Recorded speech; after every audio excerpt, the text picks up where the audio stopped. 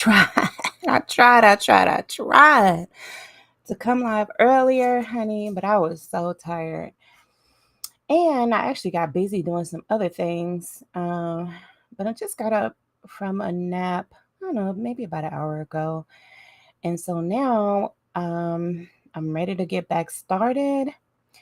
So, welcome in. This is Writing with Delores, the pastor's daughter. Let me get a little mood music started.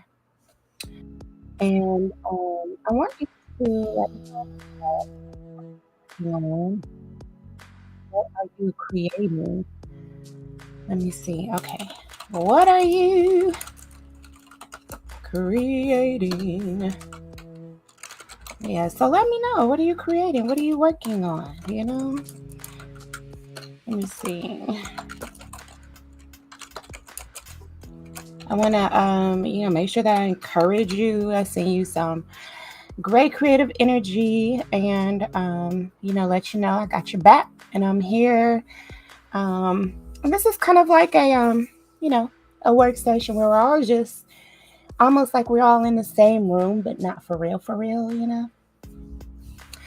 we're in a space where we can encourage each other and hold each other accountable and all that good stuff. So let me know what you are working on. And if you have been tuning in for the last few live streams, we've been listening to Hay House Writers Boot Camp.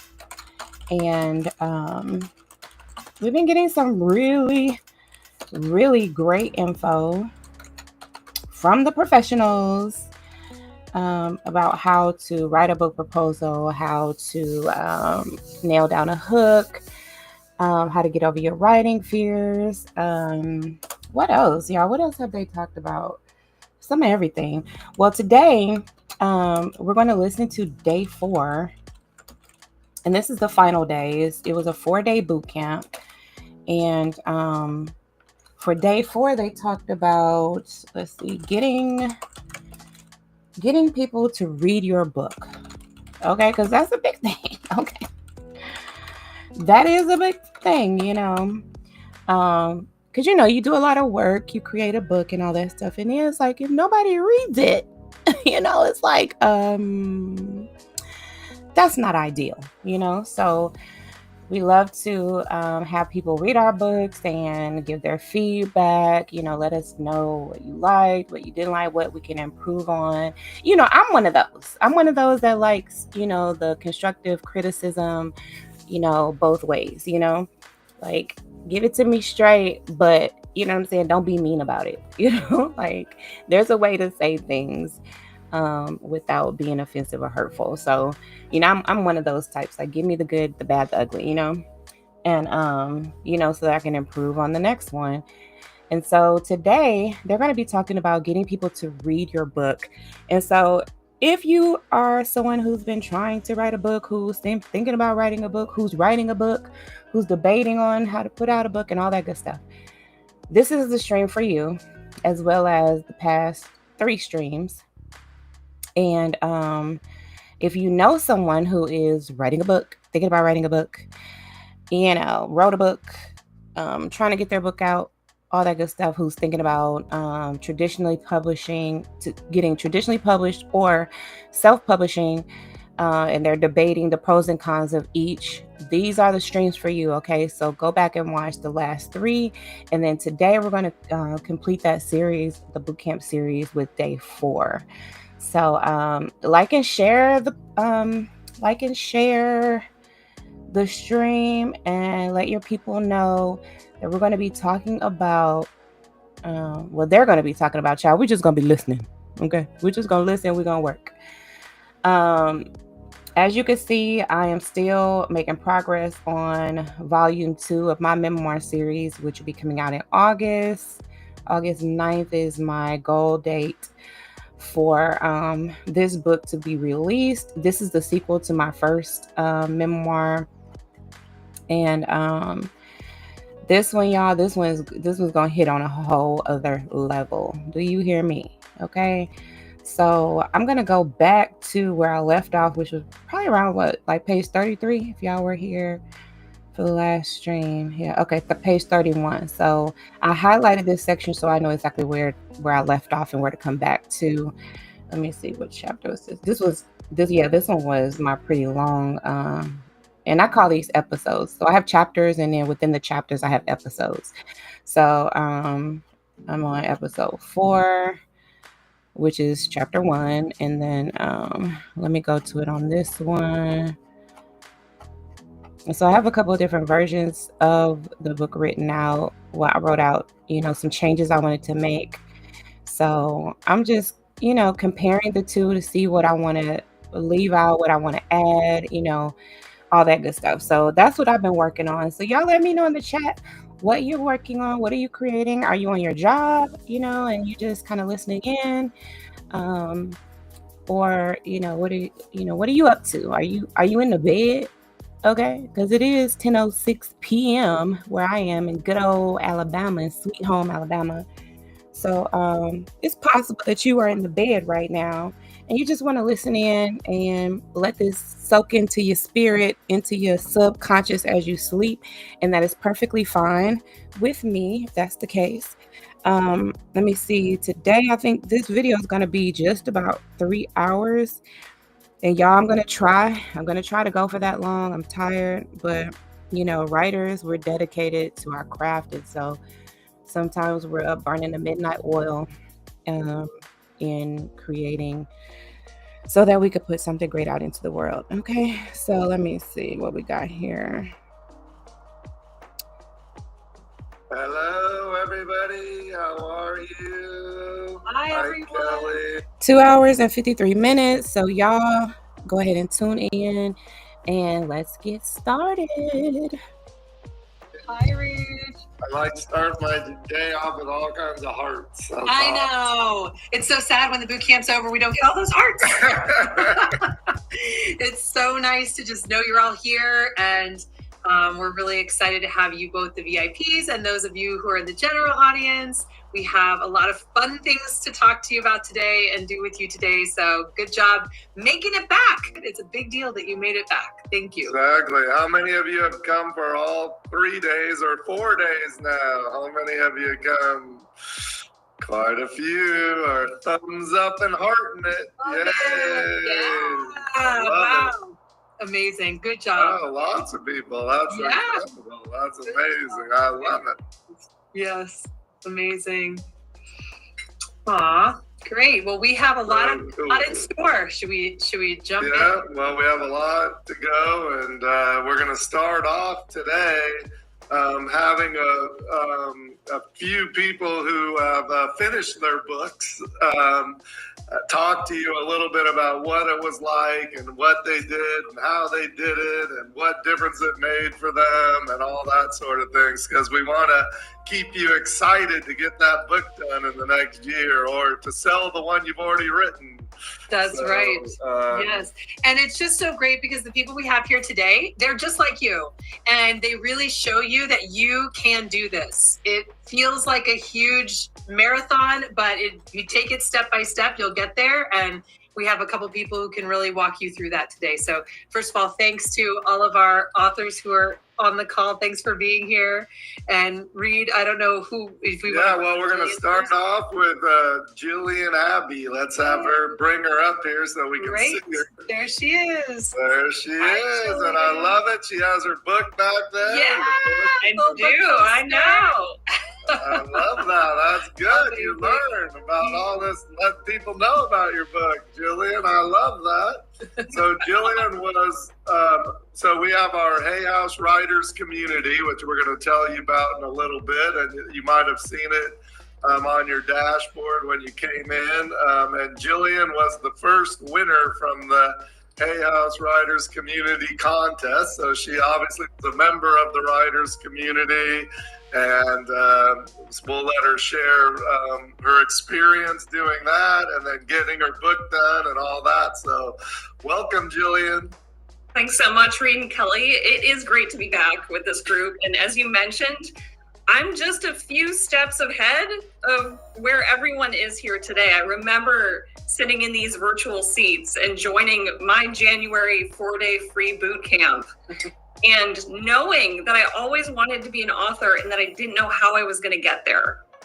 And so I was so inspired by the 4 days that when the opportunity came up to join the writers community, I wasn't entirely sure if it was the right decision for me. I had a lot of doubts in my mind because I started as a CPA, like Reed, and I don't know, there's some strange CPAs. Great way to start. Mike Dooley, too.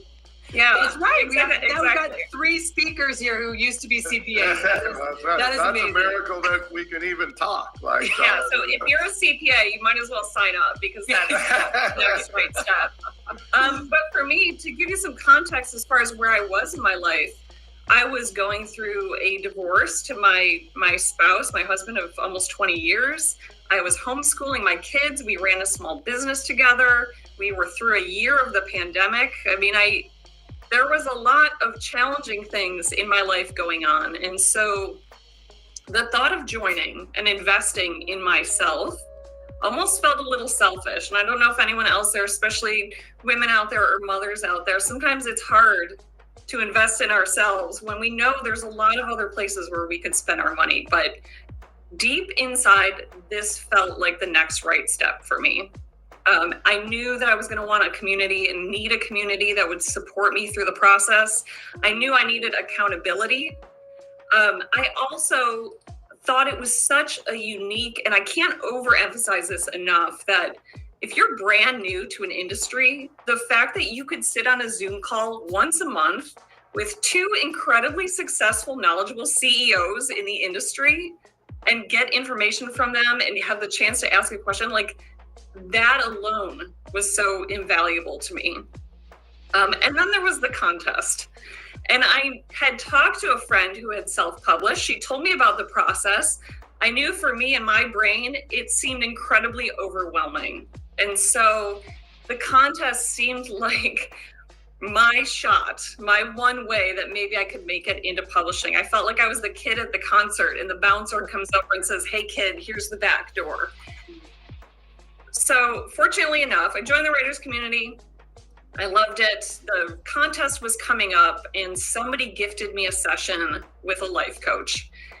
And that life coach asked me how my book proposal was going. And I said, well, it's really not, I don't know if I'm the right person for this. I came up with every obstacle in my mind why I couldn't possibly be published. And she said, if you don't submit your book proposal, you are making the biggest mistake of your life. And she could not have been more true. I still pay her to this day because she obviously gives some very good advice.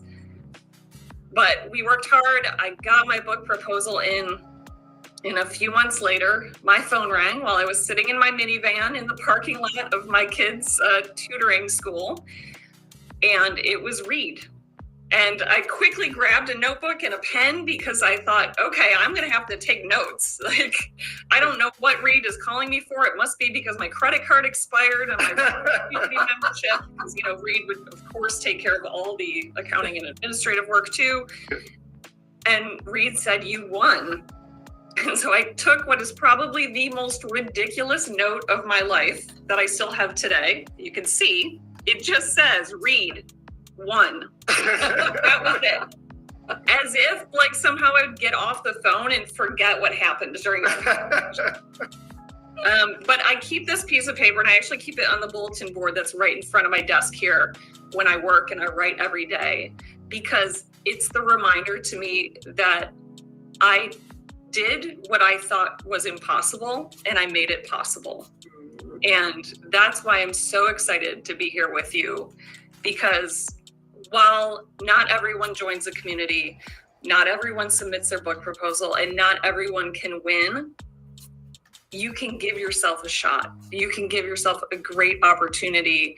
And for me, it's been life-changing. My book came out in April of 2023. It was named to Good Morning America's list of 13 recommended spring reads. It has opened so many doors for me now, and I cannot express to you how much my life has evolved, not only just from having my book out in the world. Like, if you've ever dreamed of having a book, there is nothing like holding your book baby in your hands, regardless of how you publish. but what it has done for me in my life, in so many aspects of my life, have been truly incredible. And now I write full time. And I'm working on my first fiction book that my agent is about to submit. And Great. It's been incredible. And it's all because it started here, and it started in this boot camp. I love it. And so what was it like writing the book? Like once you won the contest and you had okay, that's great, the book proposal, but now you got to write the whole book. Like how did that process go for you? Well, to be totally honest, and some people may not love this answer, but I loved the process. I know there's some people who are like, Kelly likes it. I love that. I love it. Yeah, there's definitely things that I write today where it's like, okay, this is a little bit more work. I need that button chair time to focus and get it done. But when it came to this book, it was so much of what was on my heart. And I felt like things were coming to me like a divine download. Like I couldn't even type fast enough to keep up. Tell them what your book's about a little bit. So we see the title there. Well, it's a little bit gay, but what it really is about, kind of underlying, is that I was very much a perfectionist and a people pleaser, and I was living a life that I thought followed the path of what I was supposed to do. I talk about reaching the top of supposed to mountain and still feeling empty inside. And so it's a story about learning ourselves and knowing ourselves better, about giving ourselves permission to explore who we are and what we really want out of life instead of what we're told we should want out of life. And at 38 years old, in a craniosacral therapy session, I came out as a lesbian, which again created this major life change. And so this book is a little bit of a love story to the community, for the people who have been out far longer than I have and have paved the way to make things easier for me. But it's also an invitation to everyone to go after the life that you dream of. And the stories that I've heard from readers around the world, whether they're part of the LGBTQIA+ community, whether they're an ally to the community, or whether they're even a not yet ally, and they want to learn and they want to just know more and have a space where they can maybe ask the questions or find the information that they're scared to ask. I've been so grateful to have that opportunity to share that with the world. I got goosebumps. Just amazing. And Jillian, would you say your book is a memoir or a teaching memoir? Well, so I tried to hang my hat on teaching memoir for quite a long time, just because I thought, again, that was what I was supposed to put out there. This book really is mostly memoir. However, one of my favorite reviews of the book is somebody said they loved it because it was so ordinary. Like, I haven't won a World Cup championship. I'm not a famous singer. People have found the book very relatable, and almost everyone who reads it can find themselves somewhere in the story. And I think that's been really cool too, to find that common thread of humanity through my own weird, quirky story. Yeah. Love it. Well, I think it gives hope to people here who are writing memoirs. Those of you who are in the VIP, you have a contest, and if you're writing a memoir, it could win. So it's exciting to see that. Yeah. So thank you for changing my life.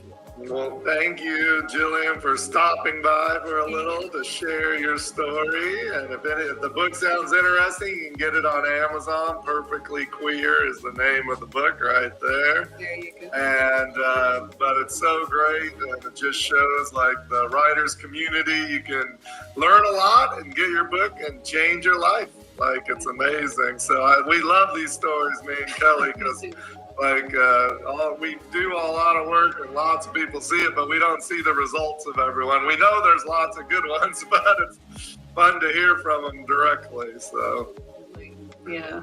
Good luck, Jillian. Thank you. Thank you so much for being here. Awesome. So thanks, we're gonna Anna put the link to Jillian's book in the chat. So if you want to go buy it off Amazon, you can do that right now. Yeah, definitely. All right, so we're going to have another guest. And this person was a member of our Authorpreneur membership, which is, we have two memberships. One's called the Hay House Writers Community, and one's called Authorpreneur. And Authorpreneur is all about using your book to build your business. So when Jillian became a member, we didn't have Authorpreneur. Authorpreneur is brand new. It's only 2 years old, I think, now. But we saw so many people in the Hay House Writers community that wanted to take the next step of, using your book to make money and be an author and speaker and do online courses and all those different things that authors do. So we created a new membership to do that.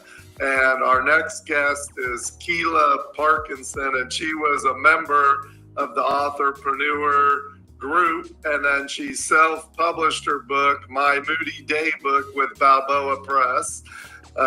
So we just wanted to have Coach Kiki, as she's known as, give a little insight into her publishing journey. So, hi, Coach Kiki, how are you? Kelly, I'm so excited to be here talking to you and telling you about my journey and thanking you for making it possible. So good. We're excited to hear your story. Yeah, so tell us a little bit about your story. How did you find out about Authorpreneur, and then how was your experience, and then getting your book out there, and what happened since your book got done? Oh, so amazing. So like many of the people here, I found out about Authorpreneur in one of the virtual boot camps. It was actually the 2022 one. And I have to say hi to my friend Jill, because her book was the book that we all got to kind of follow along as the guidepost. And I had this moment, just like reading the manuscript, right? Reading like the whole proposal and the pitch, because I was in the pitch contest after the boot camp. And I thought, I really want to thank this lady. Then I got to her bio and I was like, this sounds like a friend of my sister's. And it turns out it was. So it was oh my God. That is amazing. Oh my God. That is amazing. We didn't even know that. We didn't know that. so crazy. Small world. As a sign, because that's what we do as Hay House authors and entrepreneur members. And so I had this passion project that I had wanted to write for a decade. It was a decade in the making. A friend of mine who was a peer support specialist at a mental health facility had been tasked by his director to create some sort of daily devotional for people in the trenches as patients there, figuring out what feelings are and what we do with them. And I thought, this is a really great thing and we can't find it anywhere, so I'm just going to have to write this book. So I answered the call, but I didn't know what to do with it. I'm a communications coach and I do some writing, but it's mostly very dry and professional. Actually, hopefully not too dry, but very professional. Right? And I decided, okay, I'll just do something with this at some point. And then 2022, the virtual boot camp came and I was like, I have to do this. I can't imagine what it will be like to be able to ask Kelly and read questions and get insight from the publishing world, which I don't have any knowledge of. So I loved it so much. And then Authorpreneur launched. And what do you know? That was all about taking your platform, what you've already done, and marrying it to your book journey. So then I got this wonderful, amazing concept of what the proposal is, how to think about market, how to develop my readership and my platform. And what do you know? The bridge happened. And I got contract with Balboa. And now I have a real book too. Yay, look at it. And what was it like when you got to hold your book in your hands for the first time? It was so amazing. So I've actually contributed to some things. I've got some other titles, my book before the book kind of concepts, right? And this is the first one I've ever done just me. And the pride in that, it's ineffable. Yes. Amazing. And then how has it impacted your business and what are you doing with it? How are you using it in the world? It's already really leveled up my practice. It's only been out for a matter of weeks. It actually launched right before the holidays. Amazing. And I can't tell you how many amazing guests I've had on my podcast and just the kinds of clients who are coming to me now, and that people are willing to pay more because this is a big credential right here. So it's right. Amazing. 100%. What would happen? And what's your book about? My Moody Daybook is a season of mood tools for people with feelings. And of course, we all have feelings, but this emotional intelligence, right? We're hearing so much about it. It's amazing. We've been teaching this, learning about this in schools and now in the workplace. And a lot of people are sort of like, what's the point though? And also, why do we even have these feelings? They seem to create more problems. So this is a book that lets us go, okay, sit down, center myself in just one mood at one time and get a little bit of insight to it. Each entry ends with a centering thought that just sort of lets us get a little objective perspective about the emotion we may be experiencing and some tools we can use around it. Mm-hmm. Amazing. I just want everyone to notice how perfect that pitch was. Nicely done.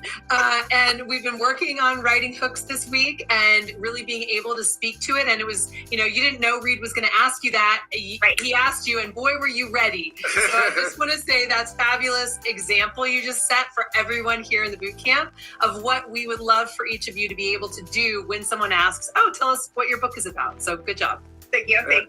And how was the process of writing the book? What was it for you? Like, how long did it take? And what was your writing journey like? Yeah, so, this concept, initially I had this very big idea 10 years ago. I was going to have 365 days of mood tools, and I was going to have this annual tome, basically, right? And I would sit down, and I did this periodically for quite some time, get some insight, maybe do some meditation, and feel like, what are the things about, say, MAD, the concept of MAD. There's so much about MAD, right? How do I put that down to 1 or 2 pages? So I would kind of download a little bit. I would walk away from it. I would come back. I would revise. After I joined Authorpreneur, I started a Substack and I started just putting some of these things out there. I started getting reader blessings and comments and questions. People I knew coming up to me and saying, hey, I've been reading your newsletter. I'm like, I didn't even know you were still subscribing. I need to my list better, right? It was so great. And so that gave me even more insight as to what's helpful and what to focus on. When I had that contract, I had it for a year and I hadn't sent them anything. And they finally were knocking on my door going, are you still going to put that book together for us? And I said, okay, let's do it. So I looked at what I had and I took the entries and I said, let's make it a season of mood tools. And we can add to it as we like, because we know the world is waking up to the purpose of our feelings. Yeah. So great. And the self-publishing process, was it sort of easy? Your hand was held by Balboa through that process? Yeah, there are different people that you talk to along the way, right? And so I had done my research too, because after the pitch contest, I learned research. I did research too about what's the best way to develop those relationships with the different people and different departments who will be helping me. And that was great. It was really helpful being able to kind of figure out who to hand off at which part. Loved that, was really glad for it. Yeah. And now I'm in the marketing piece, which is exciting too. Yes. Yep, exactly. Very exciting. And how long did it take you to write the book approximately? Well, so, 10 years really. Right. Now, here and there every once in a while, I put all the time together. I would say like maybe a few months of my life, right? Like if I had been like at a cabin just writing, maybe a few months max of my life, but I just really took my sweet time. Yeah, that's great. I mean, you're not the only one. Let me tell you, lots and lots and lots of people have that exact same story that they've been working on it. I promise you right now, there's thousands and thousands of people watching this, and there's 1,000 people that have been working on their book for 5 years or more, for sure. No doubt. Can we get some little hearts here just in the VIP room of the people who have been working on it for a minute? Yeah, we thought so. Yeah, we know that's the case. Out of the 40,000 people, there's 4,000 people that have been working on it for more, honestly. Yeah, and that's inspiration that even if you've been working on it for a long time, that doesn't mean that it doesn't have the, energy behind it. It just takes its time. And you're a shining example of that you made it to the finish line. So good job. Exactly. Well, thank you so much for sharing with everybody. And we've got your link here in the chat so people can buy your book. Yep, you can go to Amazon and buy my Moody Day book. You have to after hearing that wonderful pitch of it. Yes, exactly. Yes. Go, Coach Kiki. Thank you very much. Thanks for being here. All right, our next person is a big success story. Her name is Kelly McDaniel, and she wrote an amazing book called Mother Hunger. And she was at an in-person workshop similar to what Kelly and I are doing in London in March, but it was in Portland. And she was the winner of that contest. And her book is sold, between the book, audio, ebook, foreign editions, over 100,000 for sure. It's been a huge success. And it's still like every week I see it on the top 50 books I see every week. And that book's still there, and it has big spikes every once in a while when Kelly gets out and talks about it. I know, exactly. I don't know if you know. Someone reads it and posts it on Instagram. I gotta say, Kelly, your book is amazing. So I just want to say that to everybody, that anyone who resonates with even the title Mother Hunger, I've probably bought 10 copies of your book and given it away to people. That is how much I love this book. And so it's so exciting to have you here because you really are such a huge success story from our contest. So it just goes to show that you can knock it out of the park, even if you weren't, I would love to know from you, like, what did you know about publishing before you came to that event? Was that sort of like new? Had you been looking at it for a while? What was your journey prior to learning from us about this? So glad you asked that question, because that's maybe something I really can speak to. But before I do, I just really want to thank you both. Thanks for having me here. This is so exciting. Yes. I signed up for that workshop knowing I had this book in me, but not really sure what I was going to do. And I already had published a book before, a very small publishing house. It's actually called Ready to Heal, which was my first book. I never marketed it. I mean, it's a great book, but whatever. But that's where I came up with the concept of Mother Hunger. But I learned more about book publishing in that weekend with Hay House and Reed and Kelly than I had ever known. And that book had come out in 2008. I had done a second edition of it in 2012. I still didn't have a clue what I was really doing. So I go to your workshop to learn, and it blew my mind. All I learned about a book proposal and the layers of the publishing world. You all were so helpful and so informative. And I'm a pretty shy person. I mean, I'm a psychotherapist. I'm trained to listen and be very private. But I was so exuberant about this concept and felt so good about Reed and Kelly that I think, Reed, I walked right up to you during the break. Do you remember that? Yeah. That is so not me. But I had a lot of faith in this topic. I knew it needed to be in the world, but I was really not confident to bring it to the world. So I've been thrilled that the reception has been really good. Yeah, amazingly good. Amazing, really. Kelly can tell you that Kelly McDaniel can tell you that our editors are begging her to write another book. And this book is just getting started. I feel like we're selling more and more each year, and it's been an amazing thing. And how has this book being published affected your life, Kelly? I think I'm still, it came out in the summer of 2021, and if we were all still reeling from COVID, I mean, we weren't quite out in the world. So it was a really soft kind of landing, which I'm glad I had built an Instagram account before it came out, which I'm not a social media person, but I really had some fun with it. And I'm so glad, because that was a way I could connect with readers, even though I didn't go on a book tour. So that was great.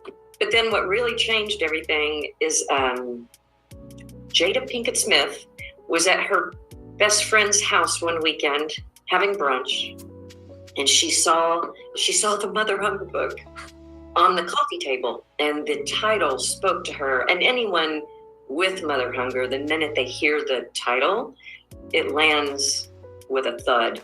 So if it doesn't land, you don't have it. If it does land, this book might be helpful. And Jada took it home, I guess, read it that weekend, and she had her folks call me on Monday And the next thing I know, she's flying me to LA. They're doing professional makeup, and I got to do the red table talk. And y'all, I was so nervous because I had never seen the red table talk. And I had never spoken about mother hunger with 3 generations of women in the same family. So I had Jada, her mother, her daughter. And I can't tell you, they were the most respectful, the most lovely people.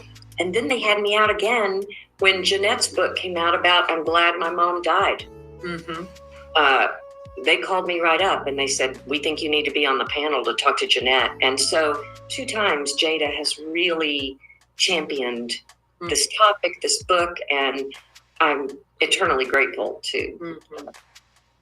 Amazing. Anyway, I think they put the book on the map, and then Goop picked it up, which was great. I mean, Yeah, we had lots and lots and lots. Every day someone new talks about it, to be honest. Like it has a kind of life of its own at this point. Yes. it does seem to, which is, I mean, we never would have, who would have known? Right. Exactly. Well, it's a combination of your deep understanding and wisdom in so many years of having worked with this topic that you knew when you wrote it that it was true and real. And we've been talking this week to people about potentially teaching what they're writing about before they put it into a book, because that can be really helpful. But I think that was one reason. But then also there's some serendipity to it that the timing was right, the zeitgeist was right. And these are the kinds of things that we can't really necessarily prepare for, but everybody just has to put their book out and see what life wants to do with it. And you're one of those examples of life picking it up and carrying it into, so many important hands. Again, like I said, I give it to a lot of people because it really is such a powerful book and a message that you put into words, things that I think a lot of people have known, but they haven't actually had words for before. So, well, they didn't. In fact, I didn't either. I mean, I'd been treating it, working with it for 2 decades, but it was not until you all gave me the book contract that I really realized I've got to operationalize what it is a mother does. And that is not anything that was out in the culture. So I think in some ways I was nervous to put this book out there because I didn't want to risk adding any more burden to women, to mothers, to families. Right. And it's done just the opposite, I think. And fortunately, it's not a parenting book, thank goodness. But I think there are mothers or women thinking about becoming mothers that are taking this book to heart before they have children, which is great. But it's really written for adult daughters who are trying to understand concepts that we're all struggling with, and we don't understand the root of the attachment. Mm-hmm. So I was seeing it clinically, but talking about it, writing about it, it took a lot longer than I thought it would. I think it took about 2.5, 3 years to write the book and do it in a way that I made sure every word would land gently. Mm. Yeah, and that makes sense because you were working full time as you were writing the book. Is that right? Yes, I was. I did. I was lucky. I was able to take a whole month off and get 3 chapters done. So I can relate to what Gila was saying, that, if you can go away for 2 or 3 months, you can knock a book out. But a lot of us are doing life. We're raising children. We're getting married. We're getting divorced. We're trying to work. So life kind of gets in the way sometimes.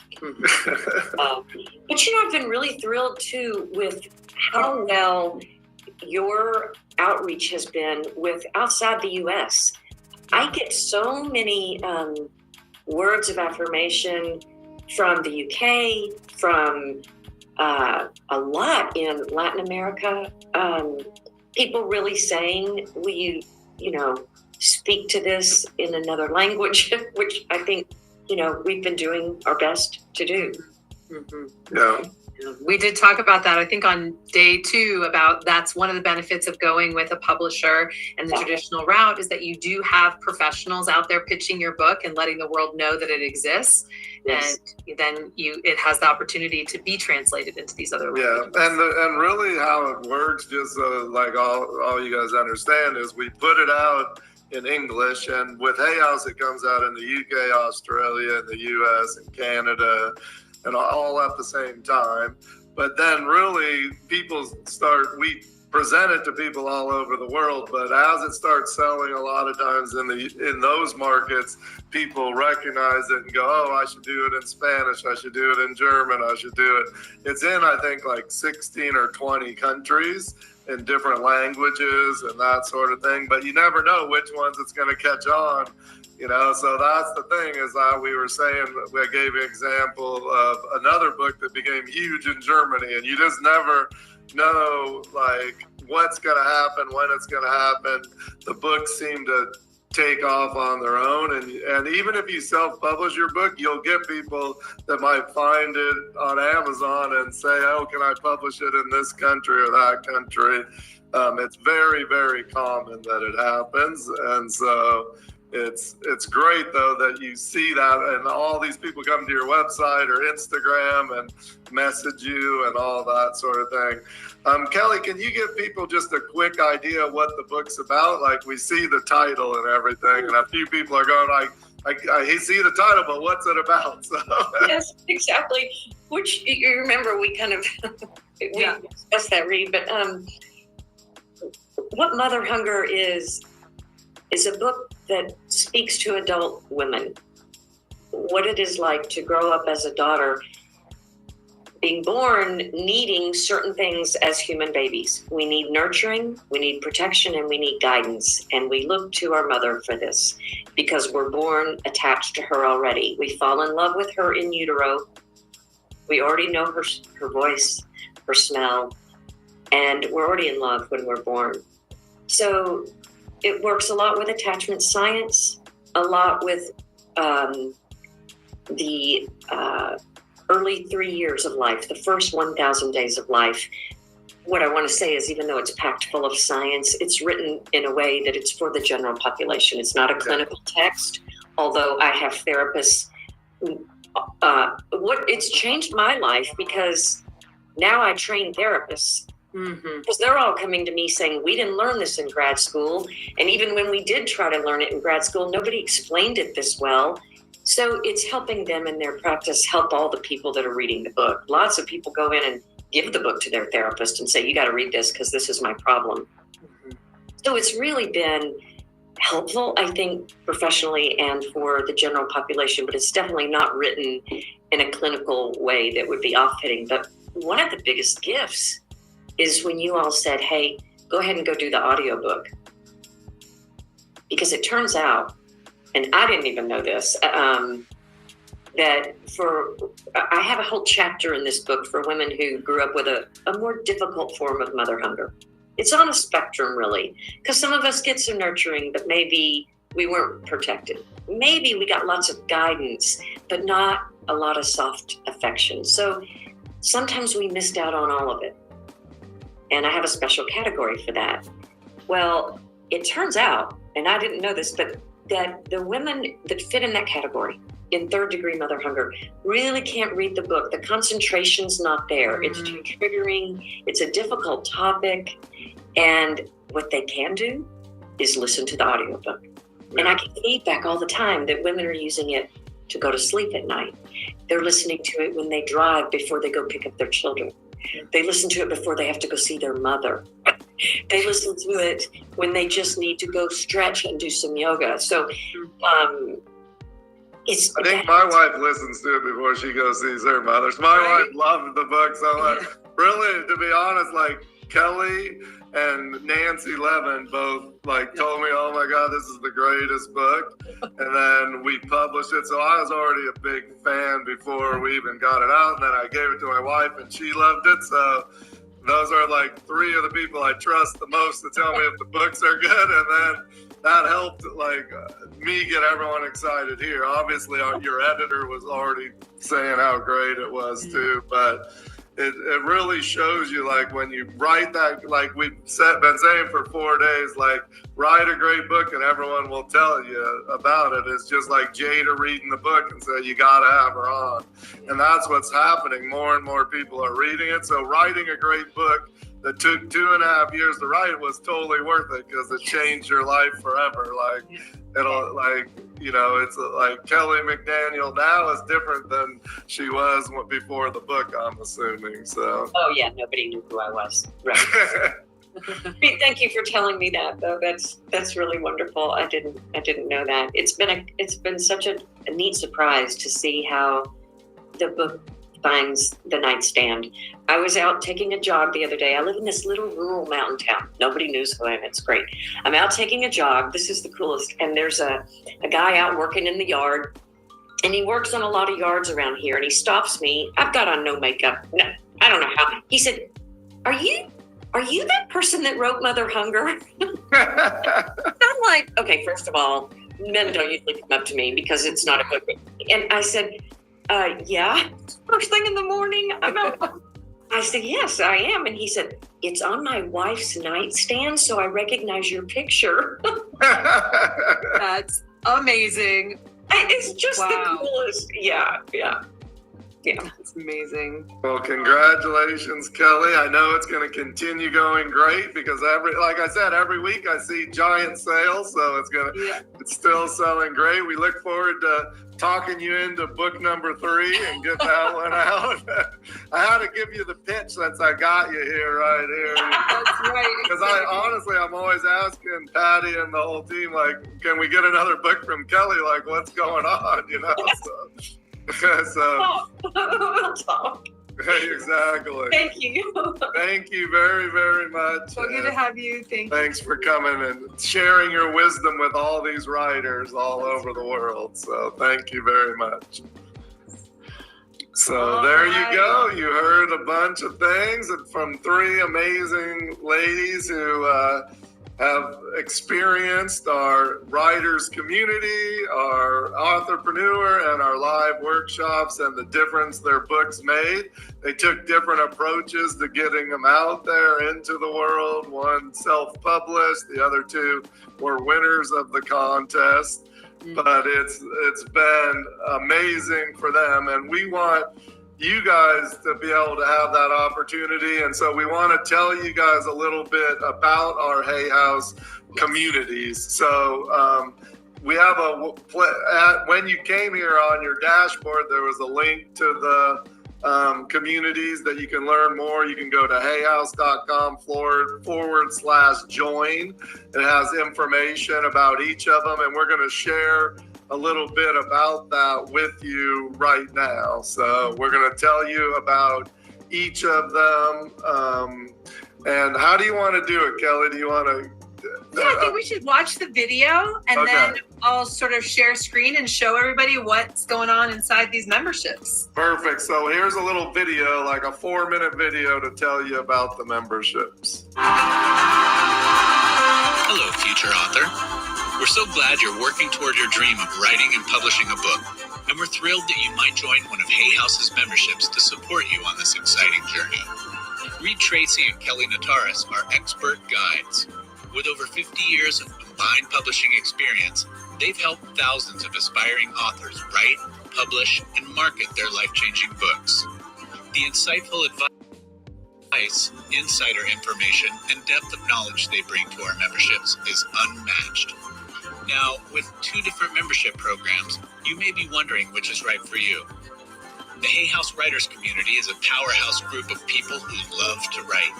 If you have a passion for words, a message you feel compelled to share with the world, or an inspiring story that can shift someone's perspective, but you need some writing guidance and support, plus some insight on publishing, this is the group for you. The Authorpreneur membership is a bit different. While it's still for people who want to publish a book, their desire to write doesn't necessarily light a fire in them. Instead, they understand how important a book is to help them be seen as an expert in their field or to get their work out into the world. So if you're a therapist, a coach, or any other kind of entrepreneur, and you want to leverage a book to grow your business, Authorpreneur is the place for you. Both memberships offer lessons for the beginning writer all the way through promotion of the book, so you can find the help you need no matter where you are in the process. Check out what a few of our members have to say about the growth, progress, and success they're experiencing as writers and business owners, thanks in part to our memberships. I have been wanting to write a book for ages. I didn't know where to begin. I joined first Writers Community and then Authorpreneur to have, not only to have access to Reed and Kelly's incredible wisdom, shortcuts, and tips, but also to have a community. I wish I had come across them earlier because it has been so helpful to have guidance for building a platform, not just for any old business, but for specifically writing a book. It is by far the best program I have ever invested my time and money into. I wanted to reach that finish line, and I found the people that could help me get there. The team, the family. Since coming out as a published author, I mean, my life has changed in so many ways. Gosh, it's just so nice to wake up every day and know that you're helping spread a little bit more love in the world.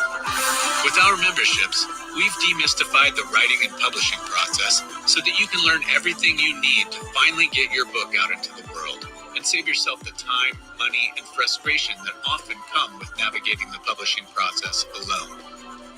As a member of either community, you'll be invited to join live monthly Q&A calls where Reed and Kelly answer your unique questions. Whether you're looking for insight on a title, help choosing a direction for your writing, or even specific guidance on finding an agent, they will have the information you need to move forward. These calls are priceless, and they're often called out by current members as the best part of the memberships. The other amazing benefit of joining our memberships is the proposal contest and the proposal writing support we provide along the way. The lessons in the memberships will make you feel confident when you send your proposal in to our editorial team for consideration. That's right, you'll get to submit your proposal for possible publication by Hay House. This is really the only way to get a publishing contract with Hay House without having a literary agent. So if you're ready to commit to becoming a published author, and if you want a foot in the door for becoming a Hay House author, then we invite you to learn more about the Hay House Writers Community and Authorpreneur memberships today.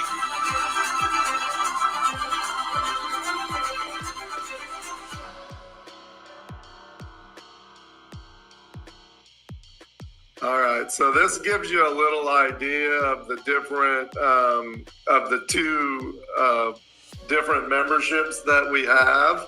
I don't know if we can make it a little bigger. Yeah, this is a little on the smaller side, but long story short, we started off with the writers community. So that was the first community that we created together. And the whole reason why we did this is prior to the writers community, Reed had been selling a writing. You can get rid of the graphic, Curtis, because we can't read it. Can't really read it. Reed had been selling a writing course for years because we had taught these writing workshops in person. Reed had been teaching them before I ever joined. And afterwards, people said, well, we need some help continuing on this journey. We don't, it was great to get all that information, but now we need help. So Reed created this amazing writing course that had all sorts of great content in it, but it did not necessarily have a step-by-step pathway. So people would receive this membership, they'd pay a lot of money for it, it wasn't a membership, it was a course, and then they wouldn't actually complete it, and they wouldn't complete their books, which was not what we wanted. So there was a point when Reed came to me, I think it was in 2019, and he said, what do you think, can we create some sort of a membership that would allow people to walk step by step from beginning to end of the journey of writing, publishing, and marketing their book? And I said, we can totally do that. And so that's how the writers community was originally born. So what you will get in this community if you decide to continue on with us is the knowledge that you always know what the next step is. We have found over and over again that people they know they want to do it. They know they want to do this contest, very much so, but they don't actually complete it because they get a little lost and overwhelmed on the journey. You even heard that from some of our guests today. And so if you decide to join one of these memberships, you will not have that problem because we literally tell you, okay, do this. You did that? Good job. Now do this. Oh, you're done with that? Now do this. It's the step-by-step formula that we have learned over all the many years. I think we've got over 50 years between us in the publishing industry that actually works. to get people from that book dream to actually having the book in their hand and getting the word out about it. So that's our kind of our goal and our plan with these memberships. Yeah, and what we do is, like in the writers community, we take you in both communities, the goal is to get your book done in a year. So we have it all figured out for you, and there's different pathways so you can go right where you are. Some of you are just have an idea and you want to get started, you can go straight to that pathway. Some of you are already started working on your book and you need to learn about editing and what comes next, you can go to that pathway. Some of you are ready to publish. In the membership, we take you step by step by step, either with a list of places you can send your book to agents or publishers, or how to self-publish it step by step by step by step. Everything that you need to know. We have videos, work papers, all the different things. And it's all broken up into bite-sized pieces, like 10, 15, you want 20 me to share minutes. Screen and I can show you? Okay, you fabulous. Can show them like how the membership's set up. Okay, so this is the writers community. When you join the membership, you come into this space. This is your dashboard, and you can see down here, there's a welcome section. So if you're just getting started, you can go there. These are all sort of getting you in, understanding how it works. Every month, we will do a live Q&A call with all of you who want to come, and you can submit questions in advance if you're on the other side of the planet, because it is good for international writers as well. And we will answer them, and you can watch it in the replay. But if you're there, you can raise your hand, and we usually get through most of the questions. And then we also have bonus videos in this membership where, for example, you saw Mike Dooley yesterday giving that talk. We might have a talk by Mike Dooley in there, or we might have a talk by Wayne Dyer, or right now this month, it happens to be Marianne Williamson. And those expire in 1 month because we really want you to watch them. So it's the only part of the membership that does expire. But once you're ready, let's say you are at the beginning of your journey, you might want to join pathway number 1, which is the beginning writer pathway. But maybe you're a little bit further along. You're starting to actually do the writing. You might join the aspiring writer pathway. I actually think I pulled up, here we go. So this is pathway number 1, beginning writer, step 3. And you can see it starts off with a webinar with me and Reed. You always get to talk to us about this. A little bit of an update and some of the references that we have here. We have a worksheet over here, and then we also have some additional assignment videos where you get a little bite-sized assignment, 2 of them per step.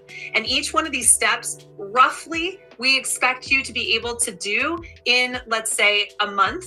But you could also try to do it in less than that if you would like, but it's set up so that you actually can finish the whole process in 1 year. So I guess it would need to be a week, not a month. But some people do take longer, and that's okay. We just want you to know that it's definitely possible for you to do it in a month. So again, this is the writers community. Now I'll show you. And it stays there forever. So if you're busy and you haven't had a chance to get to it, it's there. You can go back and forth. You can go to any of the pathways you want. We give them to you one pathway at a time. Yep. But once they're there, after 5 months, they're all there. Yep. And then we can give it. We also have a fiction pathway for all you fiction writers. Let's see if just we can get for to that you, one. we have one so that you can just learn about fiction and writing fiction and all that sort of thing. There you go. Pathway 5, fiction writer. So these are again, you can come in, they're step by step, right in order, and you just go here, you do the webinar first, then you do assignment 1, assignment 2, the workbook, and then you can watch the conclusion and move on to step 2. So it's very simple, and you mark it as complete when you get through it, so you know that you've already done it, and it's just like checking that off the list, and you're moving on to the next section. One thing I want to say before I actually go to Authorpreneur is that we also have this wonderful resource, which is the community. And we have tons of people in here who love writing and giving each other feedback. People post all sorts of questions. They post different cover designs, they'll post links to their website and get direct feedback. And look, Anna spends a lot of time in here and she will work with you on any issues that you have.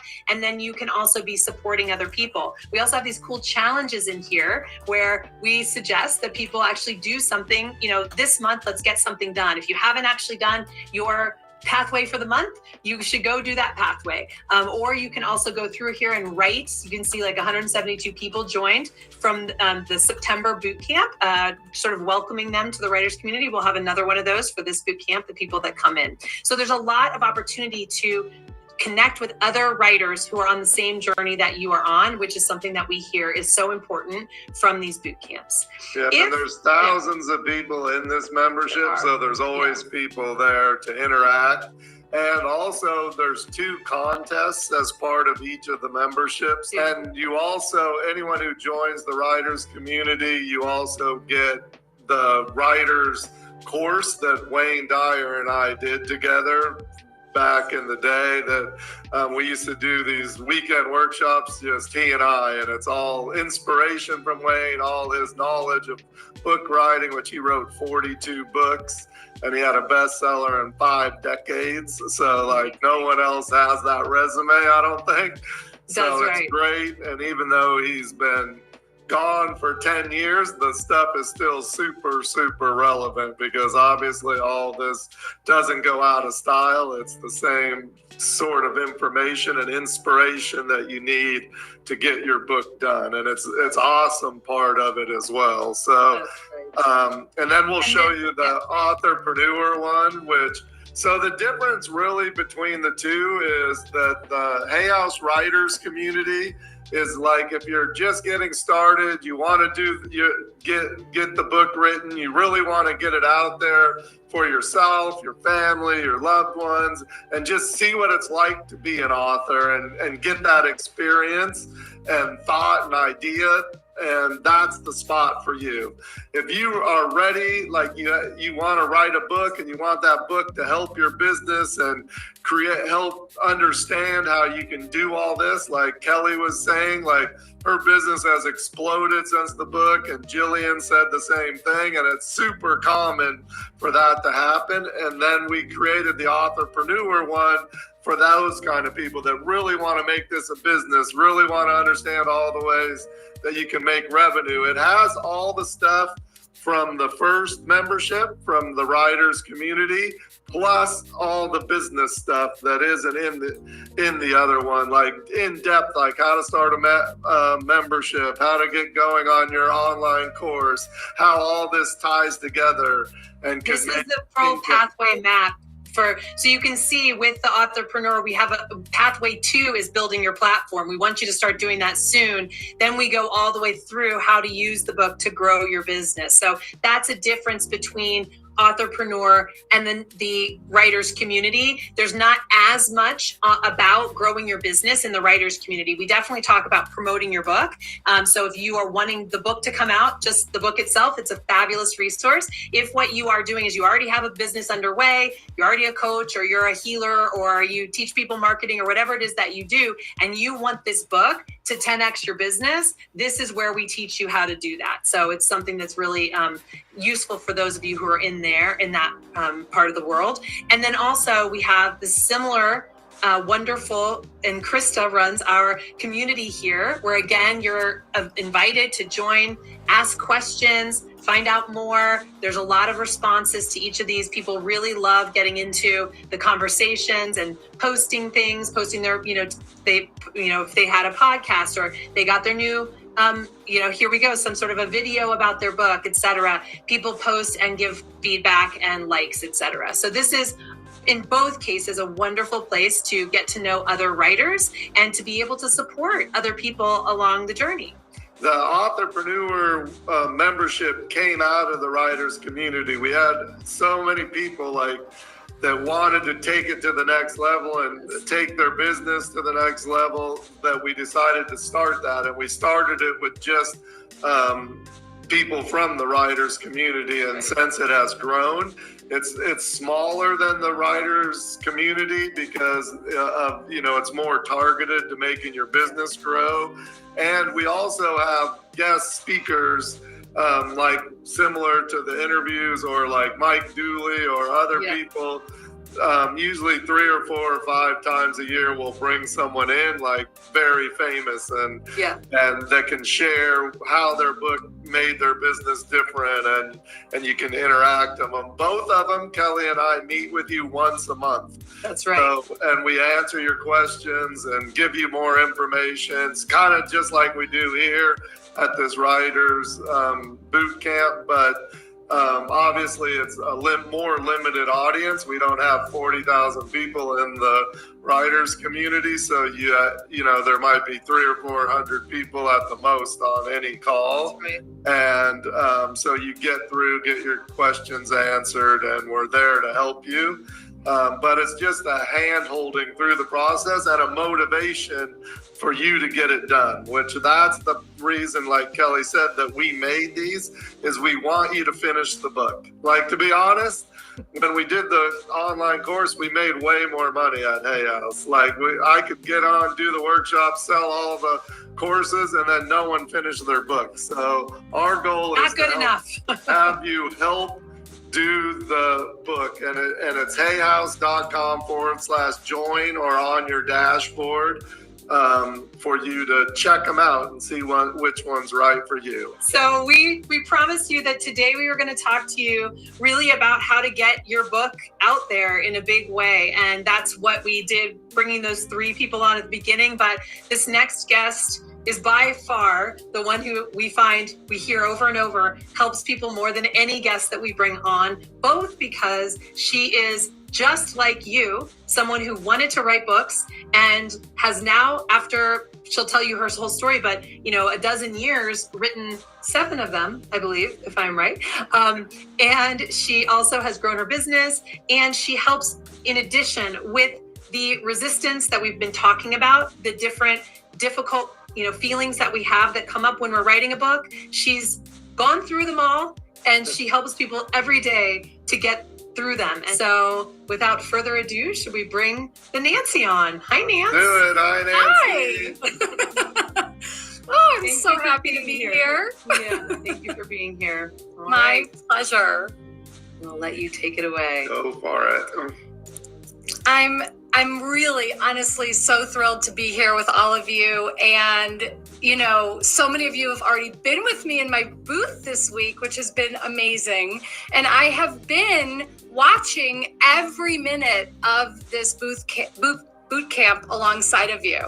And what I want you to know first and foremost is, just like Kelly said, I have honestly been where you are.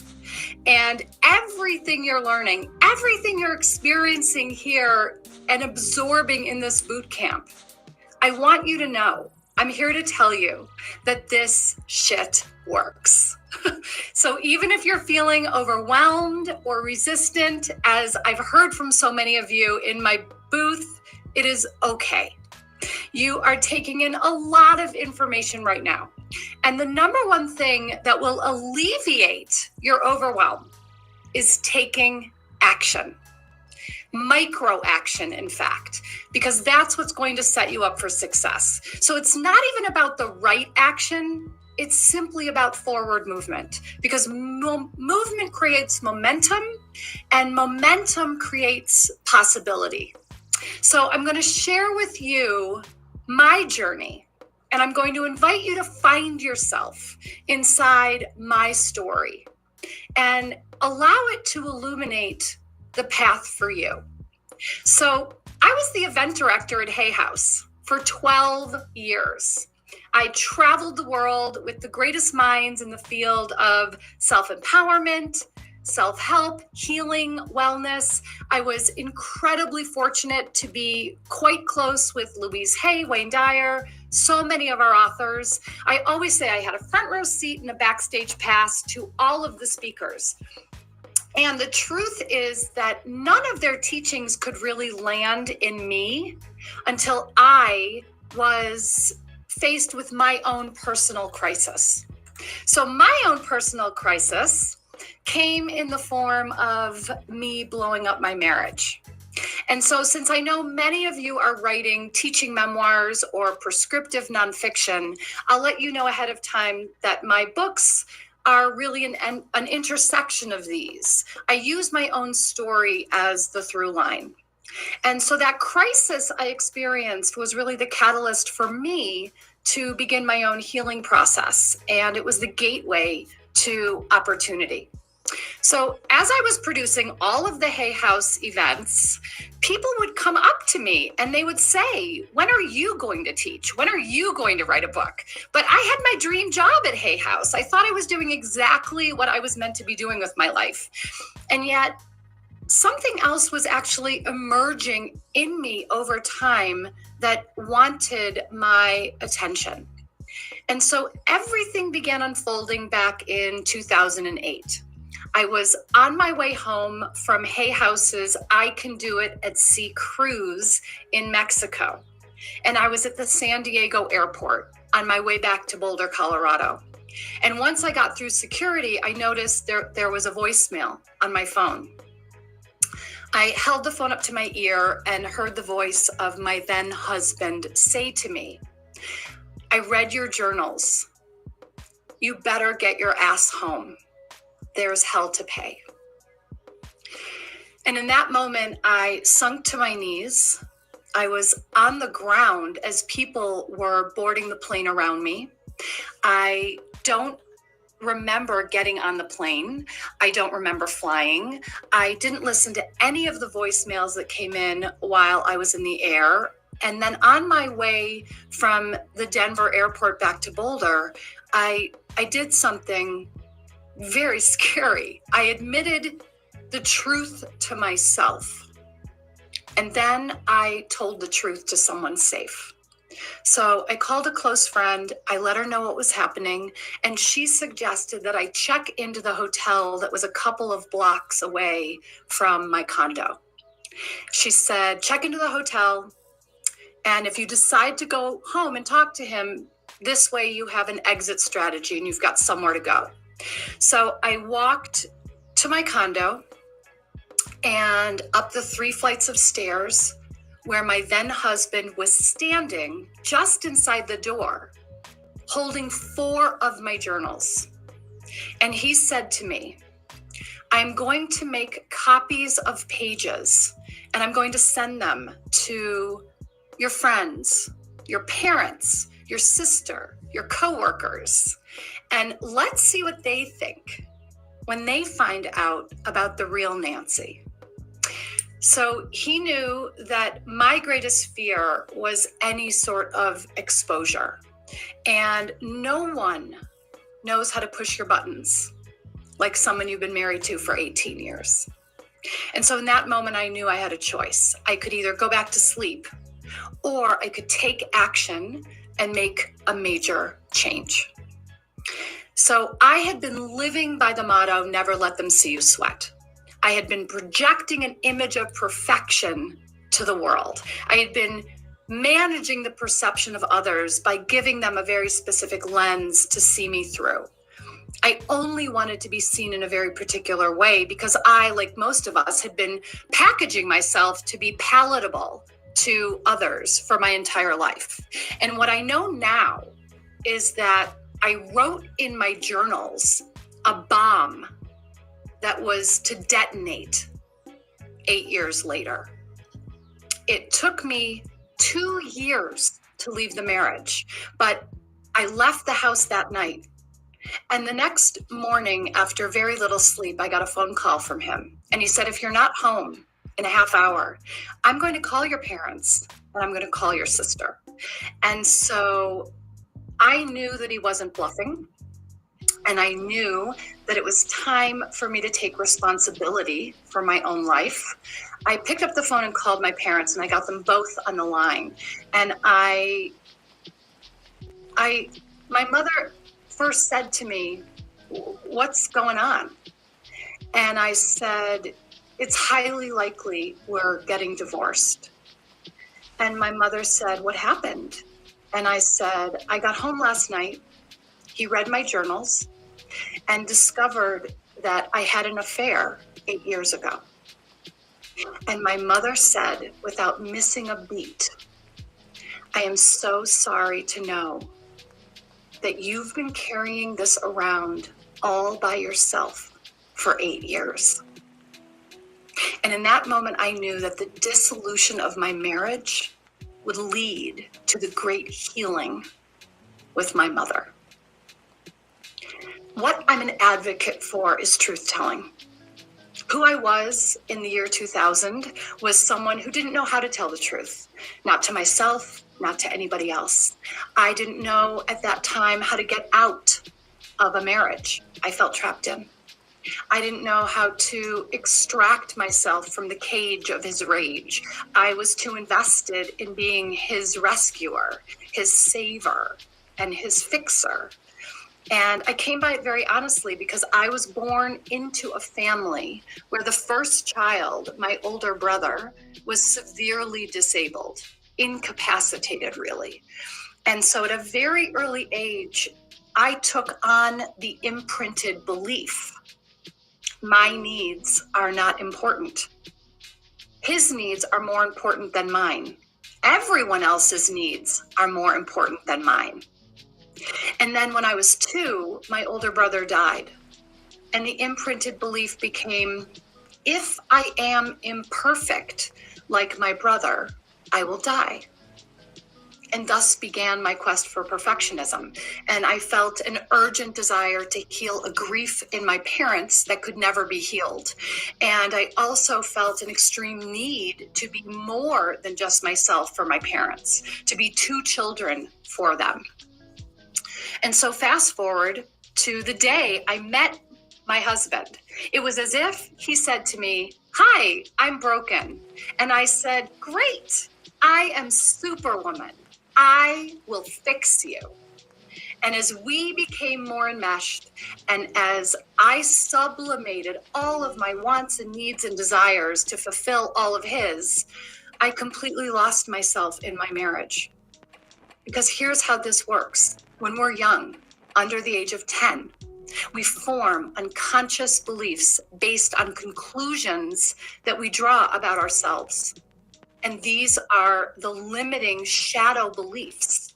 Shadow because they live in our unconscious, that become imprinted and carry us into adulthood. And we continue to draw toward us circumstances, situations, relationships that will reinforce what we believe about ourselves. Our beliefs are magnetic. And our beliefs are not facts. My mother and I have had an adult conversation where she said to me, "I didn't want to attach to you when you were born because I was waiting to see what was wrong with you. So no wonder I lived my life feeling like I was under a microscope, under scrutiny, equating criticism with love." Because when we believe in our limitations, we invest in self-abandonment. And our attention and focus is on everyone else around us. What do they think? What do they need? What do they feel? What do they want?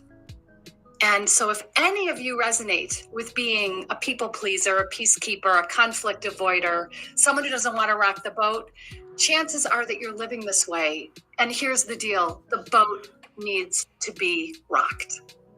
So it's high time that you give yourself permission to consider your own needs, at least as much as you are considering the needs of everyone around you.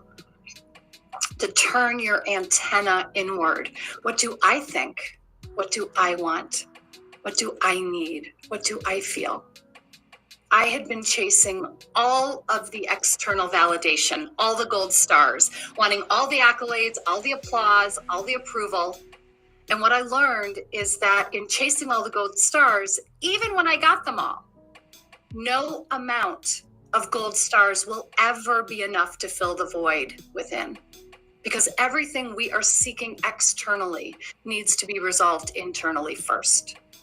So back in February 2010, I was producing a weekend workshop with Hay House called The Shadow Process with the late, great Debbie Ford. And I led Debbie in on some of the pieces of what was happening for me personally. And as we were getting ready for the event to begin, she actually said to me, you are going to let your staff run this event, and you are going to sit your ass in the chair, and you are going to do the work. And at that point, I'd spent 2 years trying to keep my marriage together, trying to hide from everyone what was going on behind closed doors, never letting anyone know what was happening. And the workshop with Debbie was really the first opportunity I gave myself to tell myself the full and complete truth. And then what I discovered, and I will tell you that this really shocked me, was that the people I feared revealing myself to the most were the ones who rallied around me the fiercest. So I was able to connect all of the dots, from my brother dying to the man I married to my desperate drive to excel at my job. And I was so taken with Debbie's approach to exploring my own inner world that I hired one of her coaches to support me through my divorce. And then I decided to do Debbie's life coach training and certification program. I never in a million years thought I would ever be a coach. I had my dream job at Hay House, and I enrolled in her program because I wanted to know more about myself. And so I wanted to keep peeling back the layers so I could see what was truly going on inside of me. And then the most surprising thing occurred, which was that upon completing the training, I was utterly unrecognizable from the woman I was when I began it. And I felt a strong pull to help other people get free. And so as I was moving through my divorce, still in my job at Hay House, 2 of my colleagues were getting married. And as irony would have it, they asked me to write a poem and read it during their wedding ceremony. So I should mention here that I have a master's degree in poetry. I've been writing since I was 11 years old. And at the time, my journals were read. I had over 70 volumes, and I destroyed them the day after discovering he read them. So I wrote a poem that I read during Molly and Andrew's wedding. And Reed heard that poem. And Reed said to me, "Oh, you're a real poet." And I said, "Well, of course I'm a real poet. I have a master's degree in poetry." And then Reed said to me, "I want you to start reading your poems as you MC our events." So let me set the stage for you. I MC'd all of our events with thousands and thousands of people in the audience. And I kept thinking, why would anyone want to hear my poems when they're here to hear Louise Hay or Wayne Dyer or you name it? But I listened to Reed and took the opportunity to come out from behind the curtain, literally, and take center stage in my own life, stand in my own spotlight, step into ownership, into visibility, to stake my claim in what was rightfully mine. And I shared my poems before introducing those keynotes. And I thought that because my poetry was so personal, that no one would really get it. And yet the opposite is what's true. The more personal, the more universal. The more specific, the more resonance. And the more I shared myself with others, the more others would find themselves in my story. So it was incredibly pivotal for me to recognize how sharing my story could initiate healing for someone else. And I will always remember that night back in Pasadena when I was introducing Wayne Dyer at our I Can Do It event there. And I shared a poem. And at the end of that evening, a woman came up to me and said, I thought I came here tonight to hear Wayne Dyer, but I came here tonight to hear your poem. When you share your truth, it provides permission for other people to do the same. In fact, the number one thing that you expend energy hiding, that you expend energy withholding, is the golden key that will ultimately connect you with your ideal reader. I know we tend to believe that we must hide a part of ourselves in order to be loved and accepted. And yet, we also have a deep desire to be loved and accepted for the truth of who we are. But here's the deal. The only way to be loved for the truth of who we are is to reveal that truth. I often liken the concept of shining light on our shadows into the parts of ourselves that we've rejected, to the way we experience the moon. So throughout the month, we witness the moon in its phases. We see a sliver, we see a half moon, we see a full moon. Regardless of how much of the moon we see or don't see, the moon itself is always whole. So are we. We expend energy concealing parts of ourselves. We need to learn how to reveal ourselves, to exhibit our wholeness. We are always whole, no matter how much of ourselves we show or do not show. This doesn't mean we should walk around overexposed. We get to choose what we reveal and when and with whom. There is a distinction between personal and private. So what I'm talking about is affording ourselves discernment. So we're no longer withholding out of shame or out of fear. We withhold as a choice. And then the real gift here is what we get to experience when we do shadow work, when we get to look at and explore the parts of ourselves we've been hiding so we can harness their untapped power. So shortly after I began sharing my poems on stage, Reed and I were programming a new event, and he told me to put myself in the lineup. I thought he had lost his mind, but I also trust Reed wholeheartedly. And he has always been my greatest cheerleader and supporter. And so I listened. And soon after that, he said to me, okay, it's time to publish a book of your poems. He said, Hay House isn't going to publish it. You should self-publish it. And so I self-published my very first book called Writing for My Life with Balboa Press. And if you've been in my booth, you have heard me talk about how much I love the experience of self-publishing. I had a book in my hand super quick, and it really helped me begin building my platform. Shortly after that, Reed said to me, okay, now it's time to write a real book. And so Jump and Your Life Will Appear became that real book. As I was writing Jump and Your Life Will Appear, Reed set me and Kelly up on a blind friend date because we both lived in Boulder.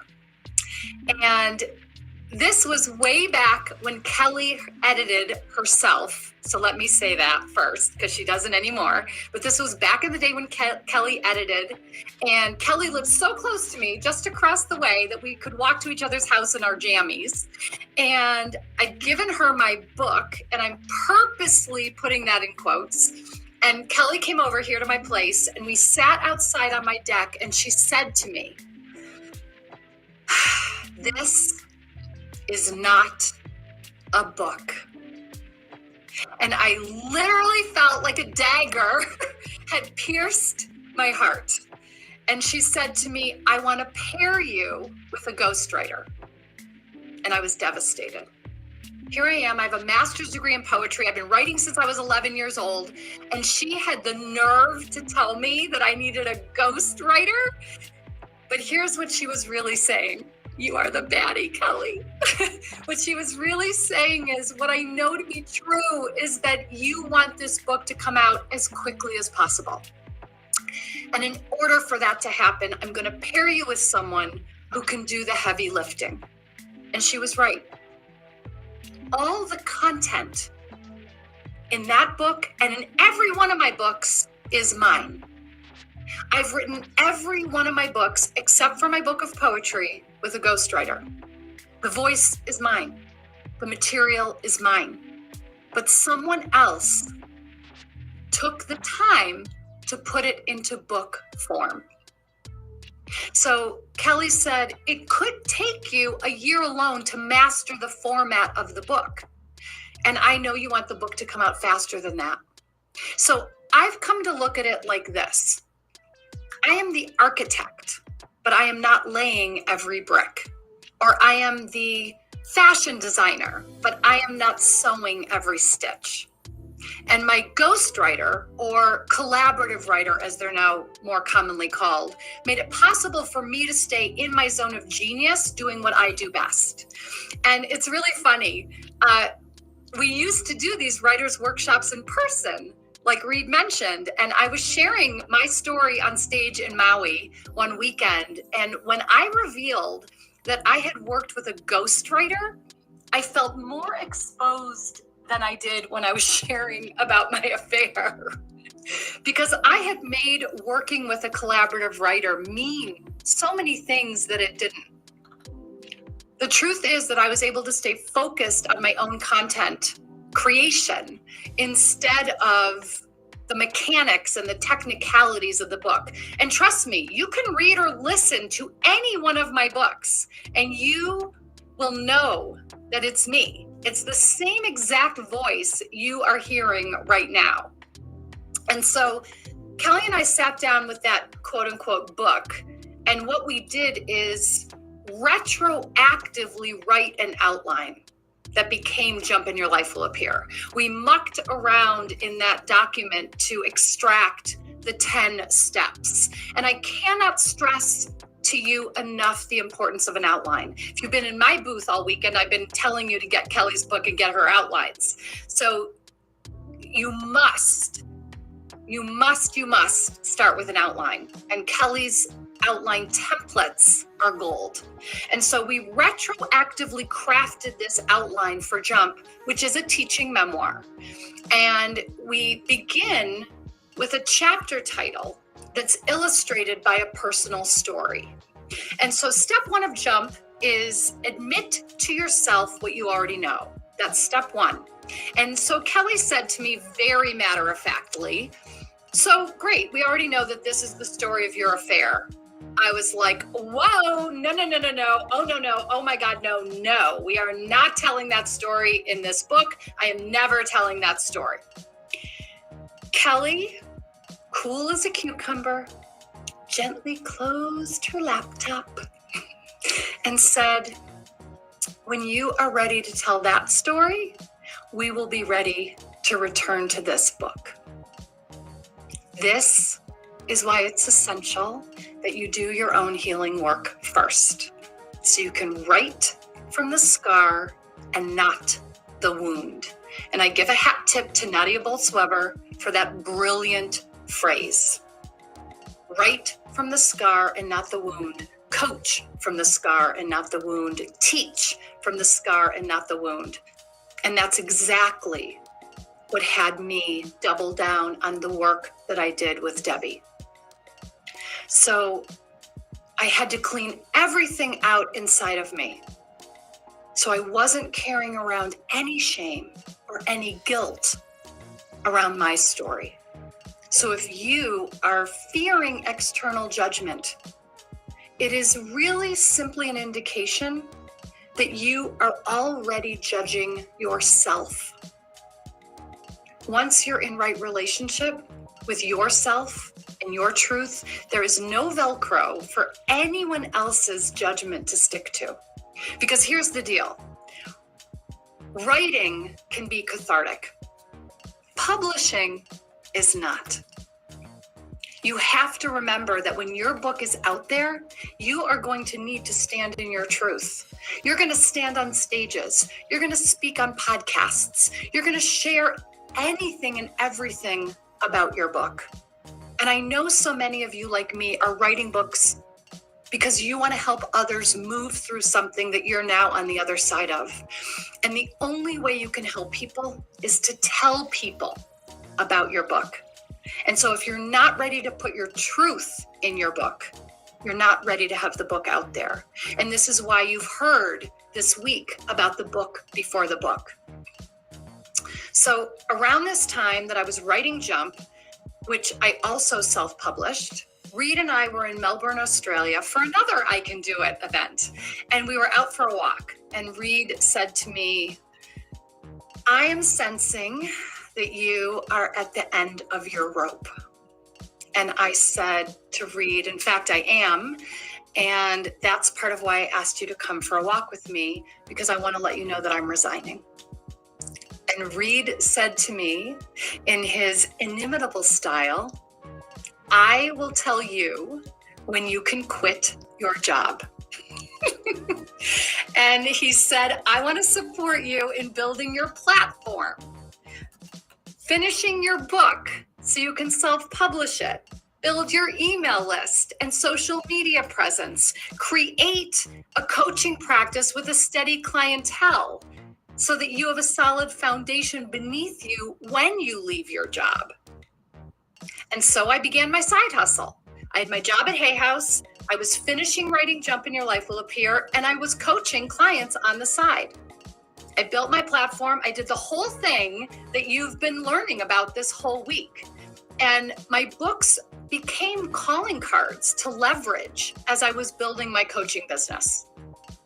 And this is why, like I said, I'm such a fan of self-publishing, because you can have a book in your hands in a few months instead of a couple of years.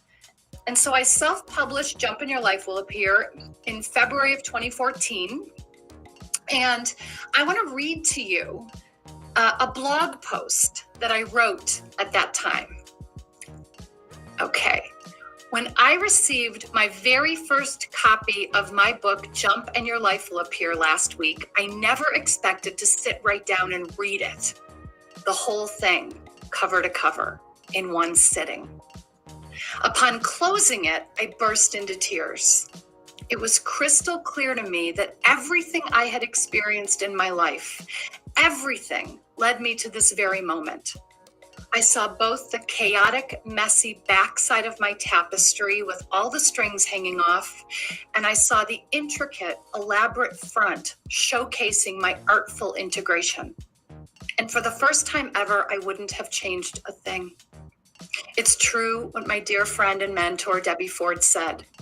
Everything that has happened, is happening, and will happen is in divine order for your soul's evolution. And as I was reading the final book, I also noticed things I wanted to edit. Not your average typo, but concepts and insights. And yet I know that if I read this book every day, I'd want to keep making changes to it, because every day I'm making changes to me. So I had to make peace with this book being out in the world exactly as it is. Not easy for a recovering type A perfectionist. And then I started to think of it as a photograph, a snapshot of me at a specific time and evolving still. And here's the thing. I feel this with each of my books, including, as Kelly said, my 7th book that came out last summer. So let's go back to February 2014. 2 months after I self-published Jump, I get a call from Reed. And he said, Hay House wants to pick up your book. And I was absolutely shocked. And he said, it is doing really well. And I said, well, of course, great, thank you. Yes. And then about a month after that, Reed called me again and said, it's time for you to leave. And I started bawling. And I said, oh my God, are you firing me? And I didn't really grasp what was happening. And he said, this is what we've been planning all along. And this is the time. And I built my platform. I had consistent coaching clients and a wait list.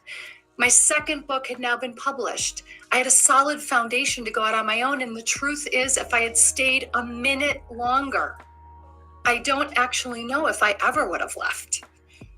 And that was over a decade ago. So I was coaching one-on-one. I began coaching groups. I created a coaching membership. I launched a podcast. I kept writing my books. And for every book I wrote, I also created a companion coaching program. So for every one of my books, except the poetry book, there's a coaching model, a coaching curriculum. And what I would do is create a very robust outline for each book. And then I would create a beta coaching group for that content because I knew I wanted my books and my coaching programs to be proven processes. And so I would create this very robust outline and I would coach from that outline. Everyone in the coaching group had signed a waiver and an agreement that allowed me to record and transcribe our interactive group coaching sessions, to use what they shared in our private Facebook group and in surveys I sent them. All of that proved a very convenient way for me to collect client stories for inclusion in my books. And I changed names to protect the innocent when asked. And then I would work with my collaborative writer. We had calls and she would take the transcripts of my coaching sessions. She would take any materials that I would give her. And then she was the one who would sort of craft and mold the book. The material for the book was coming out of these coaching groups that I had created as I was coaching from this outline and then transcribing everything that I said. So coaching live through the material is what allowed me to really see how it all worked, how it all came together, how it locked in. And so for any of you who are coaches or consultants or teaching a specific process, this is a really great way to test drive your content. And then over time, I created multiple offerings. And then in 2019, I launched my own coach training and certification program because Debbie Ford had passed. And she passed the torch to me to carry on her legacy and evolve it forward. And as I said at the beginning of this talk, I had a front row seat and a backstage pass to all of the Hay House teachers. And of everyone and everything I had access to, it was Debbie's shadow work that took hold in me, that really became the catalyst for me changing my own life. And to this day, that remains true. And when I reflect on the career and the business that I've built, I remind myself that it all began with saying yes to myself by self-publishing a book of poems over 14 years ago. And so again, if you are a coach or a consultant, if you have services, if you have products, you can leverage your book to build your business. Because publishing a book is not in and of itself a money-making proposition. The way you're going to make money is from speaking, from courses, from coaching, from one-on-one or group work. Your book will be the calling card that opens doors to working with people, to speaking on stages, to guesting on podcasts. So I would not be a very good coach if I didn't leave you with an action to take. And so what I've done is I've created for you a free gift that I'm going to pop in the Zoom chat. And I believe that my Hay House Angels will pop in for you elsewhere. And you can also just simply go to nancylevin.com/write, WRITE. nancylevin.com/write. I encourage you to download this to support you with actionable steps you can take to ensure that you are in right alignment with yourself and with your truth that you are sharing. So before I go, I'm going to share with you the poem that I read that night in Pasadena. That night when the woman said to me, I thought I came here to hear Wayne Dyer, but I came here to hear your poem. And this is the poem that actually opens my book, Jump and Your Life Will Appear. And it's called Hourglass, a last love poem. Written on the morning I finally filed for divorce. I loved you as much as I could, as long as I could, hard as I could, hard as it was, steadily holding on to the small piece of maybe that was finally destroyed.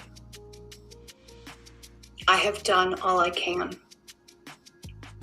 We came together in our respective corners at the bottom of an hourglass, with our own strengths, our own wounds.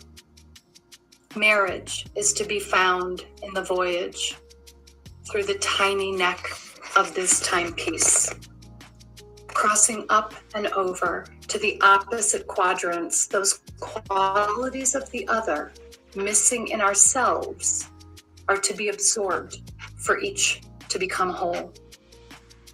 My love, hard as we tried, we simply did not make it through the passage. The wounds too deep, the rage too loud, the voice too silent.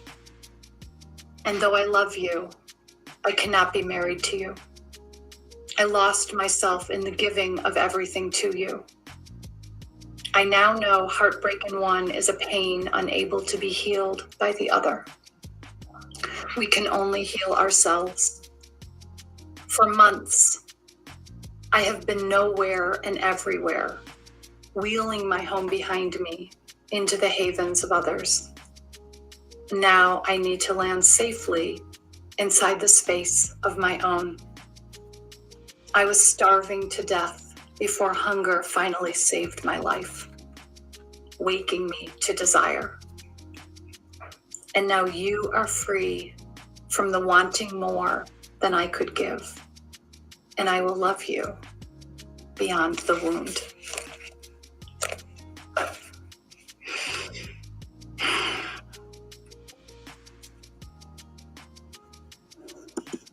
Lots of hearts there for you, Nancy. I'm feeling all the love. I'm feeling all the love. Woo! Your talk is so beautiful. It landed so well and hit on so many different pieces of what we've been teaching this week. Everything from just the resistances that we need to work with, to how to get the book written, to building a platform, to like every single part of it. But it does seem like it touched a lot of people at a very deep place. So thank you so much. I love you both. Thank you, Nancy. Deep gratitude. Bye. Bye. So I see in the chat that a lot of you are already signing up. You can go to hayhouse.com/join or to your membership portal and you can click through there. So we would love to see any of you that it feels like the right time for you to join us. We would love to see you there and we will be with you every month. Yep, and also we'll give you some behind the scenes scoop. Number one is that we're going to be redoing the membership videos and things like that. So as in the next couple months, you'll see brand new stuff. So it's going to be all in the writers community. We just did the entrepreneur recently, but yeah, in the writers community, we're rebranding it. It's going to look really great. Yeah, but we'll be sharing some of those videos with Entrepreneur too, because there's that overlap. So that's right. You guys will get it like it does. We're going to launch it to everyone else in 6 months or 8 months or something like that. But you'll get it automatically. All the new stuff, you know, that you don't have to pay anything, but it's just going to be exciting because everything changes. So we do these workshops like every 6 or 8 months, and you know, everything we talk about changes in some way. Like there's some basic things that we say the same, but there's always something different. Like in this one, it was different than the last one, and the next one will be different, and you never know what's going to happen. And the same with everything else. So we're excited for you to go. And the other thing that we haven't really mentioned much is that in the memberships, we also have a whole section all about is how to get an agent. We have videos from an agent in there that help you do it. So I know that's a big question that a lot of people have on their mind. And, you know, we can't cover everything in the boot camp. So we have some of the stuff is in the membership only. And we go into huge detail about the book proposal and all of that, which I know many of you are very interested in. And in addition to your 2 times a year to submit, and for all the VIPs here, you would have 3 times if you join. But we have great detail into also publishers you can submit to without an agent. We have all that, which is, I know, on a lot of people's minds. So I just want you to know it's all in there. There's like, we just did the tip of the iceberg in the boot camp. And if you really want to make the next steps, that's what the membership's for. So you'll see if you go to hayhouse.com/join, everything's in there. As people are asking the cost, all that, it's all there. All the details are there.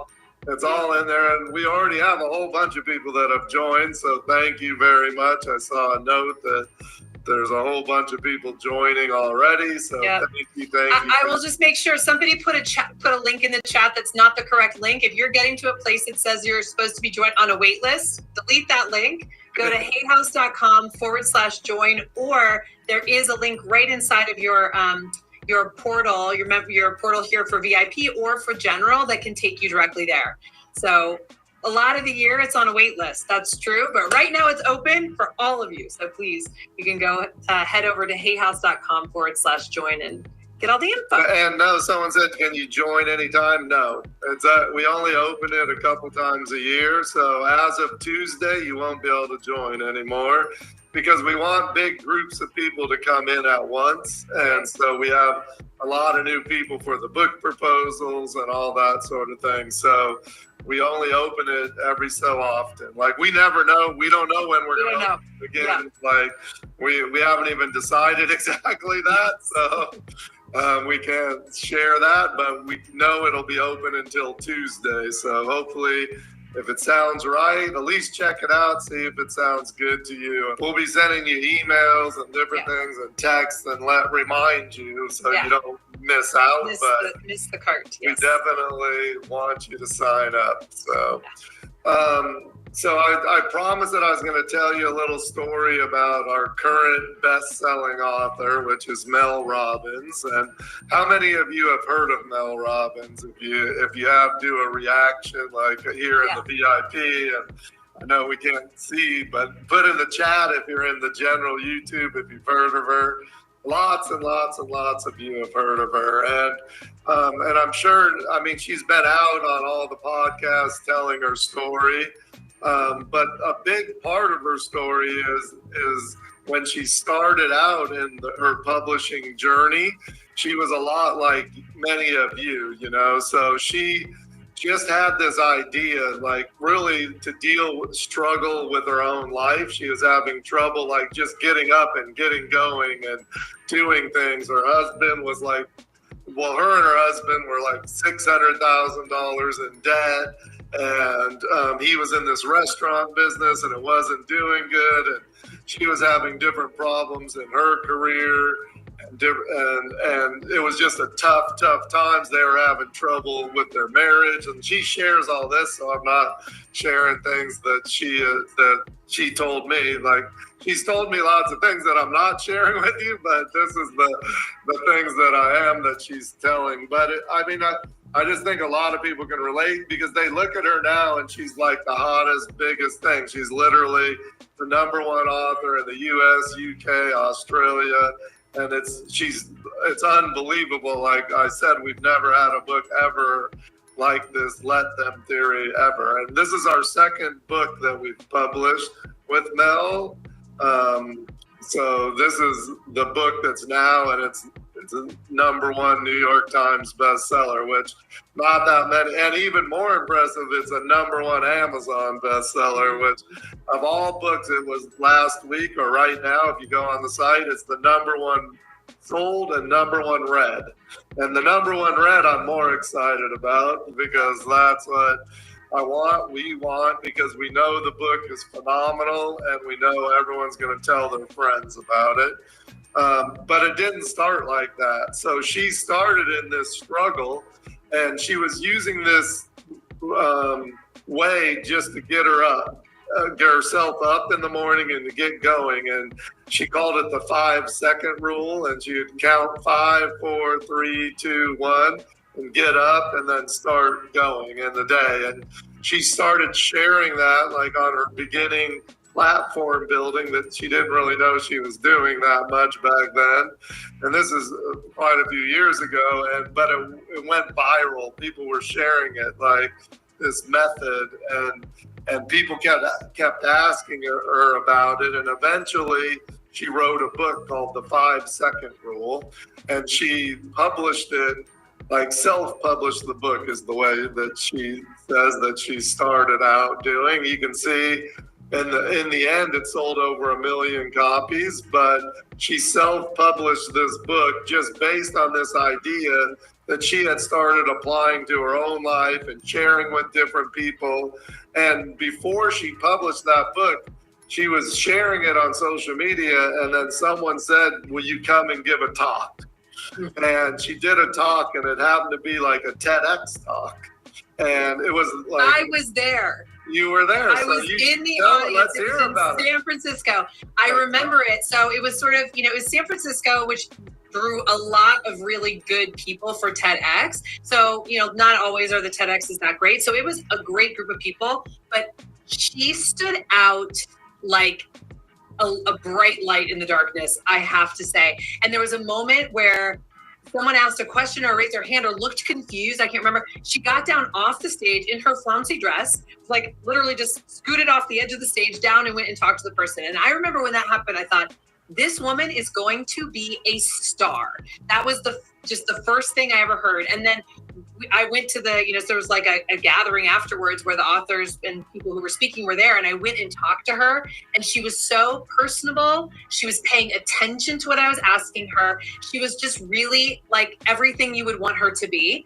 And so I will also say that is one of the things. It's one of the things I just saw in the chat all through Nancy's talk. Oh my gosh, she's so authentic. Oh my gosh, she's, so generous and so giving. These are the things we have to work on in ourselves because they really do matter.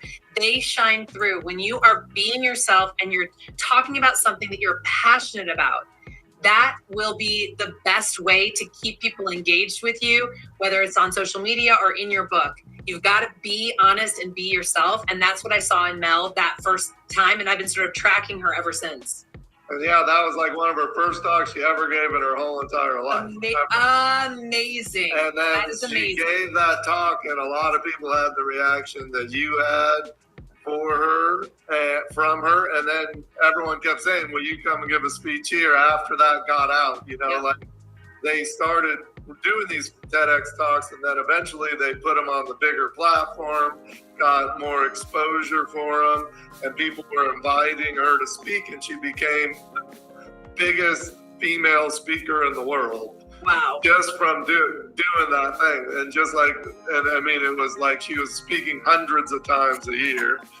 And then she self-published that 5-Second Rule book. It became huge, and since it was self-published, it was basically with a small publisher, but it was self-published. And they, of course, sold out instantly, and they couldn't print them fast enough. And so, I understand. So her book's been out for exactly 1 month, And literally today is the first time we've ever had excess stock. And our excess stock right now is 1,000 copies. Oh my gosh, that's nothing. And we've printed 1.2 million copies. But that's only because we're a big, giant publisher and we can get them printed really fast. If you're a small publisher and you're just beginning, you can't do it. And that's why print on demand works. So like how we were telling you about that other book with print on demand, they could still do 80,000, 90,000 in a week. Yep. So that's the advantage you have now, but she did it originally in hardcover and they don't have print on demand for that. So what happened is that so since no one could get the book, she told everyone to get the audio. And it became the biggest selling self-published audio in Audible history. And I mean, it just took off unbelievable and made a name for her in the audio world. And she got like this amazing deal with Audible to do some original audios. And then she started working on building her audience and connecting. And she built an email list and all these different things.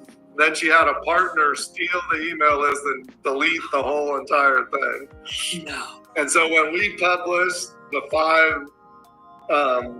second book, High Five Habit, right here, she didn't have any email list. She didn't have anything to promote the list at all. So Brendan Bouchard helped her launch it, but literally she had no connection. The whole platform was basically gone. And so she had a nightmare, disaster, getting the word out about it. This is before she started her podcast. And then right after this, she started her podcast and started her email list again, started really concentrating on building her audience. And then this is a super interesting part of the whole thing. For the next 2 years, she didn't promote anything ever. All she did is communicate with the people, build the audience, give value, share what she's learning, do all of that. And then after 2 years, she said, here's my new book. And then this is what happened. So it just shows, you said, she's authentic and really wants to help people. And that's exactly what every single solitary person says about her. And it's so true because she is who she is. Every single one of you who meet her, talk to her. She did a book signing in New Jersey. There were 1,500 people. She signed all 1,500 books. She took pictures with all 1,500 people. And then the next day she did one in Manhattan and she did the same thing. 1,000 people, 1,000 books, 1,000 pictures, unbelievable. And and for her, even when she talks about this and many of the podcasts, she breaks down and cries because she really feels like this is what she is meant to do, is teach. And it sounds simple when you hear the podcast, but the book's 300 pages long. There's a ton of information in there. And her daughter helped her a lot. Sawyer do it. In fact, we're going to be putting Sawyer's name on the book in March as a co-author, because she really was the co-author. It's just we didn't really think about it, but Mel really wants to show her contributions to everything. And really get that out for people. But it's an amazing story, and it all starts no different than all the stories we've told this whole time, no difference than your stories. You just never know, Louise's story, Wayne Dyer's story, all these stories have the same start. No one has a big audience, no one has anything. Some people can't even get up in the morning, to have to count 5, 4, 3, 2, 1. Yeah. And then you never know what's going to happen. So I love that story. I just think it's so amazing, and it's going to go on to help multi-millions of people all around the world. But it can be your start right this minute with everything we've taught you. You got to get that book done, get it out there, and just help people or entertain them with your fiction books or whatever it is, and do your best. But each of the people that, even if you have one book in your hand and it's yours, it makes a difference. You saw it. Every person that has talked about it And you can't find an author anywhere in the world that when they first get the book, it isn't a huge moment in their life, for sure. Definitely. I love that we're leaving our general audience on that note. You've got to get it out there. There's no one out there that was better than you or that had a different start than you. Everyone starts at the same place, and it's just the people who keep going who are the ones that get to the place that they want to be. So thank you all so much for being with us all the way through these 4 days. It's actually a huge deal. I mean, really, if you think about how many other things you could have been doing during these 2 hours a day for those of you in general and 3 for those of you in VIP, there's a lot of other things you could be doing, but you chose to do this for a reason. And we're grateful and honored to be able to help you in this way. And if it feels right to join us further on the journey, you know where to find us in the writers community or the entrepreneurs. So we have something really important, which we haven't even told you what we're going to do today, but we have a really important thing, which is that each one of you, as you know, has entry to our contest. And that is such a gift. So I just want to take a moment to say we got to hear today from 3 people who have made use of everything that we have offered here. 2 of them won that contest. What I want to say is that just using that deadline to get you to write that book proposal was worth the price of admission to this entire week. I have to tell you, that deadline will do more for you making actual progress than anything else. We can dream, we can hope, we can wish, but if we have a deadline, we actually get it done. So we want every single one of you in VIP to commit to producing that book proposal. We know not all of you will, because we've been doing this a long time, and we know, but those of you who do get it done are so much more likely to take it all the way to having that book in your hand, which, as you've heard us say over and over, is what we want for you. So we really want you to take this seriously. So we are going to take some good time here to talk through the process of the proposal. So each of you has a manual that you can download from your dashboard. We would just take a moment right now to go to your dashboard, download that manual, because we are going to walk you through the sections of the book proposal and talk to you about each one of them. Now, remember, you have this replay for a month. So you don't have, you take notes today, sure, but you don't have to, it's not your final chance. Let me put it that way. Definitely you want to bookmark that dashboard because you'll have access to it for a month, and you want to make sure that you come back and rewatch this section if you missed anything, or you've gone through the proposal notes in the manual and you're confused about it. We also suggest downloading that manual to your computer so that you don't lose access to it at any time, okay? Download it actually as a PDF. And it is the bootcamp manual. Someone just asked how to get to your dashboard. That's the link that you clicked to get here today. discover.hayhouse.com/a lot of other things. So go ahead and click that link. But it is the link you've been using to get in here every single day. So you should have access to it in an email. If not, if you don't already know, or if you don't see it here. Day 4 email, Angela says. All right.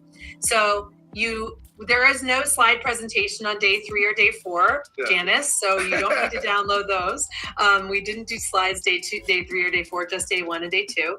And we want you to have your boot camp manual. So we are going to be going over this with you, starting on page 4, the elements of the book proposal. Okay, so we're just going to be going over them fairly quickly, but again, we invite you to, if you join the membership, we go into it deeply in depth, but we invite you to rewatch this section because we're going to give you some pro tips and tricks on getting this book proposal written. And what's very cool about this is that these sections that we're going to walk you through, they are the exact same sections every author who is looking for an agent or looking for a publisher is putting together. This is the industry standard book proposal. So you can use the book proposal you create for this contest for all sorts of other submissions you might want to do. So again, we encourage every single one of you to try putting together this book proposal at least, and to keep that deadline in mind. All of that you have to be able to do, or we're not taking your book. So yeah, exactly. If you can't handle this, then we know you're not going to make it as an author. It's so true. I mean, it's kind of true what you're saying, because a lot of times we say that like agents and publishers, when you're submitting to them, they have very specific guidelines and they want you to actually follow those guidelines. Partly because it gives them the format they're looking for, but partly because it tells them whether or not you can follow instructions. And Exactly. It's not that we're in elementary school anymore, but the truth is that like following instructions is incredibly important, because there are a lot of moving parts that happen when you're publishing a book. If you can't track those moving parts, you're going to have a harder time convincing a publisher that you're going to be able to get that book delivered on time, the edits done on time. You're going to even be able to put together a launch plan for yourself, etc. So prove to us that you can do it, prove to yourself that you can do it. And sometimes, you know, if you have difficulty with executive function, get someone in your life to help you with it, because that is really going to be important the entire journey toward getting your book written.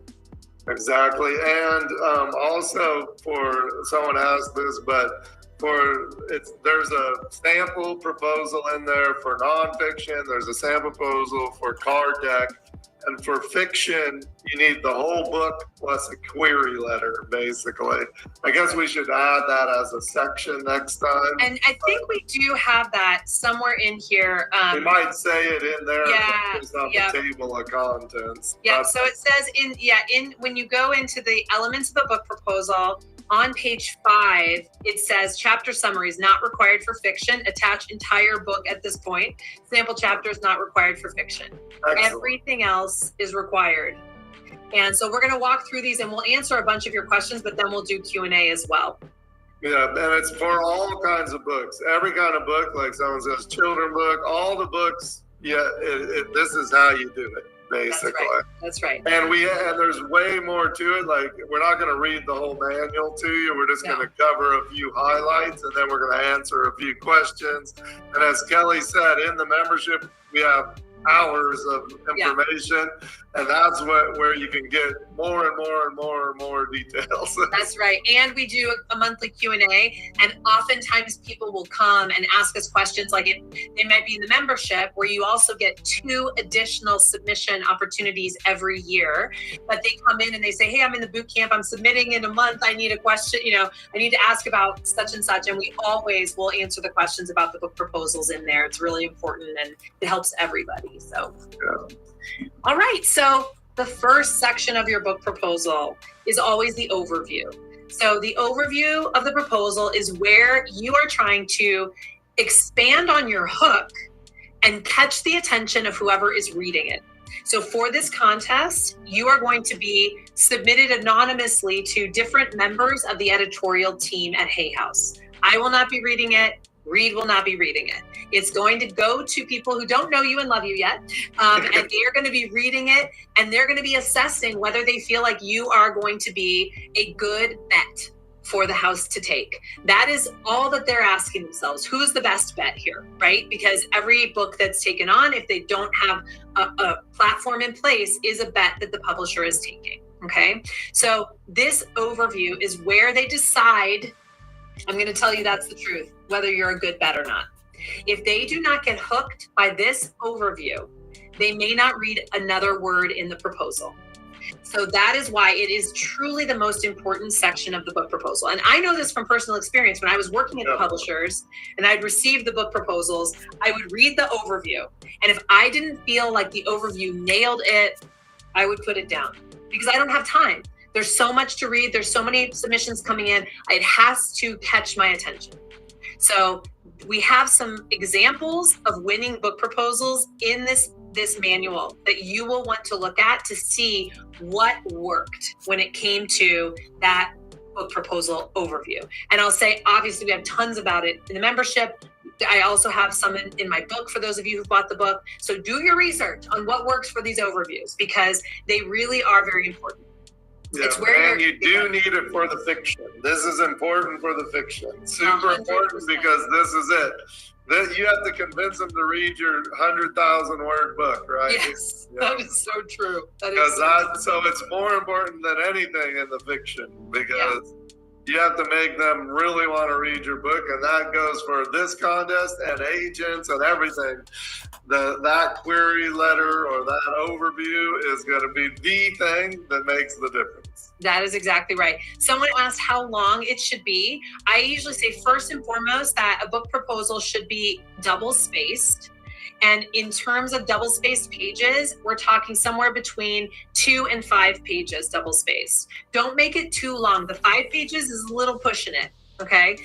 As long as it's engaging, that's okay. I actually heard this the other day. I gave a speech at my sister's birthday party, and someone came up to me afterwards and was like, your speech was really good. It was long, but it was good. And I said, yes, it can either be short or it can be good. Those are your 2 options. So if you're doing a 5-page overview, it needs to be super compelling the whole way through. The things you're covering in this overview are, if you're writing nonfiction, the pain point that reader has. You're trying to show whoever's reading this that this book is going to sell because there are people out there who are really struggling with this issue. How my book is going to address it. This is where you get to shine and say, I have a new methodology, or I've been teaching mother hunger for 30 years, or whatever it might be. Again, we're talking just about nonfiction here. And in fact, I'll say we're not even talking about memoir here. We're talking about straightforward, either traditional self-help, personal growth, prescriptive, or we're talking about teaching memoir. You're going to say, what's the pain point? How am I resolving it? Then you're going to go to, who am I? Why am I the right person to write this book? What are the credentials that I have? Even if your credentials are just that you have walked this path yourself, you've got to put in your credentials. Then you want to talk about why now? Why is now the time to write this book? And this is where going and really looking at your bookshelf is really important. You want to note, here's something that I think oftentimes doesn't come through intuitively to new writers. The publisher is looking to see where your book fits into today's market, meaning what's happening right now. For them, that even is a bit of a risk because the book's not going to come out for 1 to 2 years. But they don't want to hear about a book that was published 10 years ago, and that's why your book is going to sell. Because we know that 10 years ago might as well have been a million years ago when it comes to book publishing. So you need to be really aware of what's happening right now in the publishing industry on your bookshelf. This is why we talked about this on day 1. We want you to read into your bookshelf. We want you to know who your competition is. We want you to know where your book fits. So that also goes into that overview. If you are writing a story, meaning fiction or your own story, I often say starting with the pitch of, it was an ordinary day in so-and-so's life, and then XYZ happened. What went on from there transformed, their world or my world, if it is writing memoir. So you're actually giving the conflict, the central conflict of the book right up front. You need to catch their attention and make them go, oh, that sounds really interesting. I want to read that. And then you go into the same thing about who you are and, why you're writing this book. And you can also talk a little bit about the other books that are selling right now. You're going to talk about that more deeply, but you can put a couple lines in there about this is a combination of, Sarah J. Maas and, Mel Robbins or whatever it is that you want to say that's working right now. And you want to put all that in that first overview section. We do have several examples in this manual, so it'll be easier to understand what we're saying by reading ones that work. So these are proposals that actually won the contest. So you can go and look at those and see right here in this manual. I don't know if we have a fiction one yet because I don't think we haven't really been inviting fiction until very recently. So we don't have one there, but next time we'll definitely have one in the next manual. But if you join the membership, we'll update it, obviously right away. Okay. About the author. This is kind of a simple one. It's the simplest one. The only thing that people get wrong about this is that they talk about things that are not relevant to their book. Don't do that. Even if you've had an entire career as a real estate agent and now you're a Reiki master, we want to hear about how you became a Reiki master. You can put a line at the end that says, in my day job, I am, a realtor, which proves that I can sell, which actually does help. But basically you don't want to just cram that page with things that aren't relevant to the publisher. They want to know how you got to be the expert in this area.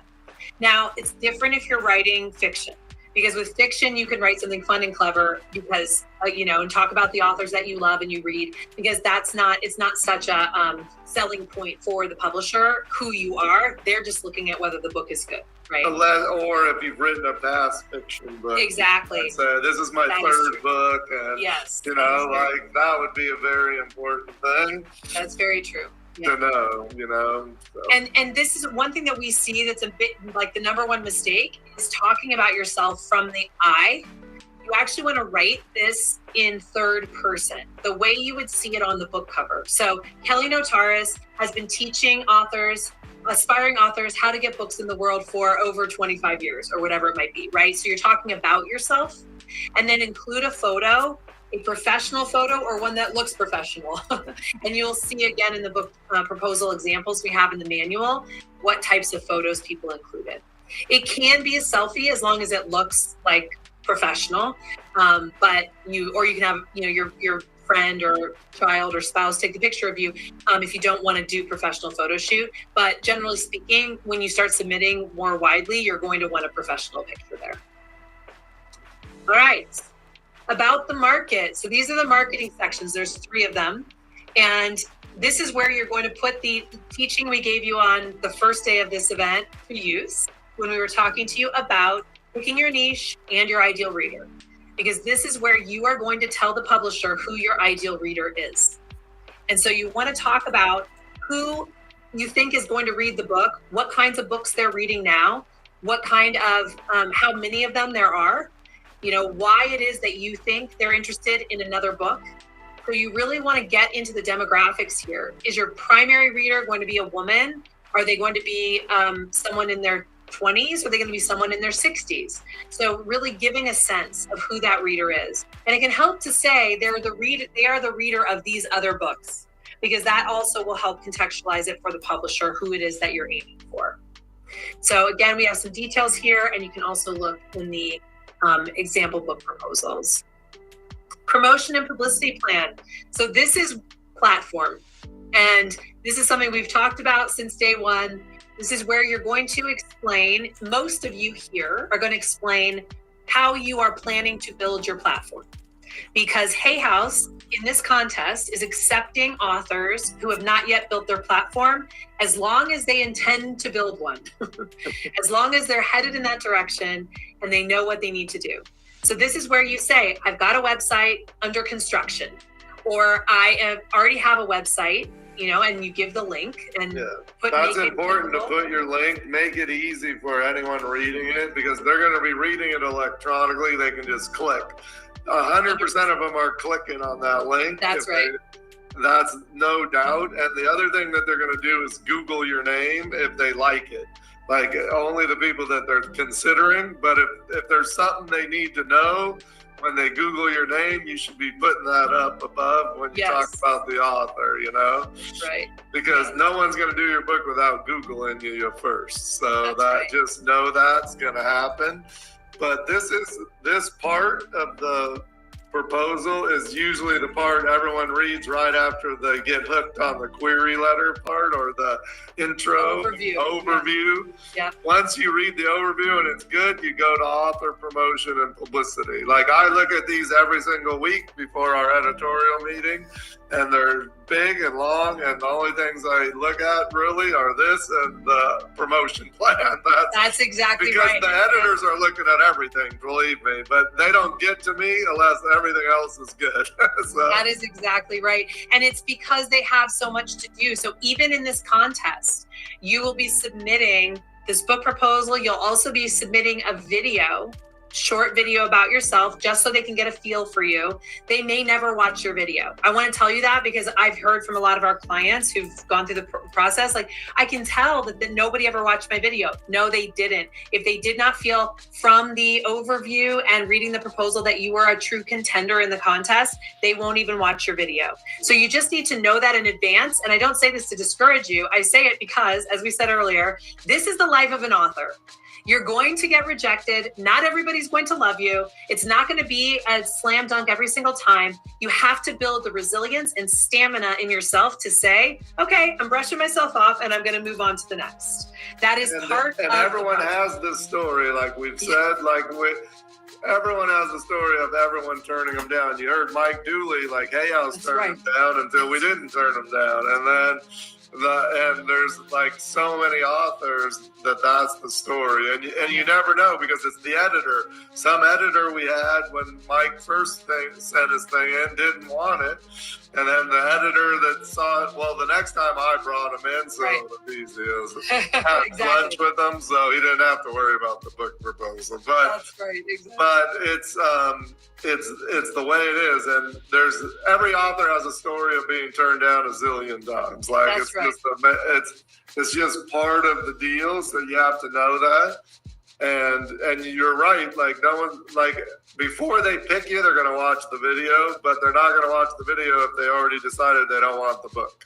And there's many reasons they don't want the book. And we've had multiple authors win who submitted once and then submitted again and won. That is like so multiple authors. Yep. Like then some that like we gave them, like they're one of the top 10 or whatever, and they got feedback and then did the feedback and won. Some that didn't even get feedback and fixed it to make it better and won. Yep. And there's also an element that might have landed on a different editor's desk the second time as well. So there is an element. It's for sure going to be on a different editor's desk every time. Exactly. Because there's 10 different people reading them. So. Exactly. So you just need to know that it's a combination of you providing an amazing proposal and the luck of the draw in a way. I'm telling you this just to give you the honest truth about it. And also so you don't have to beat yourself up if and when you submit and you don't win. That doesn't necessarily mean anything about you or the proposal. I know you're not going to believe me. I have to repeat this every time we're headed toward a contest in the membership because it really is, it can be so disheartening if you think they went over it with a fine-tooth comb and everybody at Hay House saw it and they were like, not this one. You know what I mean? That is not how it happens. And that isn't how it happens anywhere. Anywhere. So. This is just all the inside information of when you send it to agents, when you send it to other publishers. It all happens like this. Yes. We get hundreds and hundreds and hundreds of proposals every single week. That's right. And like if we're lucky, we have 2 of them at the acquisition meeting or 4 of them at the acquisition meeting. That's right. Someone here, Michelle said, just submitting is a win. Yes, and that's Kelly's biggest message every workshop we've ever done, is that the biggest thing, and as we said, this book proposal is the business plan for your book. So even if you self-publish, you can use it. You get so much out of doing this if you self-publish. Yeah, it's a win for you to do it no matter what happens. And you don't need it to go to Balboa Press, but if you did it, your success with Balboa Press would be better. Or if you do Ingram Spark or whatever, you're going to have this as a basis to do it. So that's so true. And we do say that no work on a book proposal is work wasted, none. Because every single thing, the reason why the publisher wants to see all these sections is that these are the sections that need to all be in place for the book to succeed. So why not go ahead and go through the process and exercise, even if you're going to self-publish? It will get you, it'll get you started. And that deadline, can't talk more about that deadline. It is so helpful. It makes all the difference. And so anyway, so you're lucky in the membership and in the VIP that the platform isn't the number one thing. Right. So, and for everybody else, it's the number one thing or the number 2 thing or equal to the content and the platform are equal. Yes. in the real world, but in the Hay House teaching world, it's not. That's exactly it's right. It's all content. It's all potential. It's all potential. Yeah. And you heard from 3 people today, so and like Kelly McDaniel's had a huge success, gigantic success. And you heard all what she went through to do it and how she did her first book and still didn't know anything about book publishing. So many authors told us they didn't know, Denise Lynn used to come every time we did this just to learn, because she would always say, like, I've done 20 books and still didn't know. I learned something new every time I watched this. She's so sweet. I love her so much. And so lots and lots of Hay House authors say, I didn't know that, I'd come. We have in the Authorpreneur, all our kind of lower level Hay House authors are all in there too. That's right. Like they can't submit book proposals, but they're learning from Kelly and I, because that's their chance to learn more about book publishing. I mean, that's the fact. Like all of you who are here know more. I mean, you heard it from Kelly McDaniel today. Yeah. She came to the workshop, which is basically what we've done for you here, and was like blown away. And she already had a book published and had a second edition out.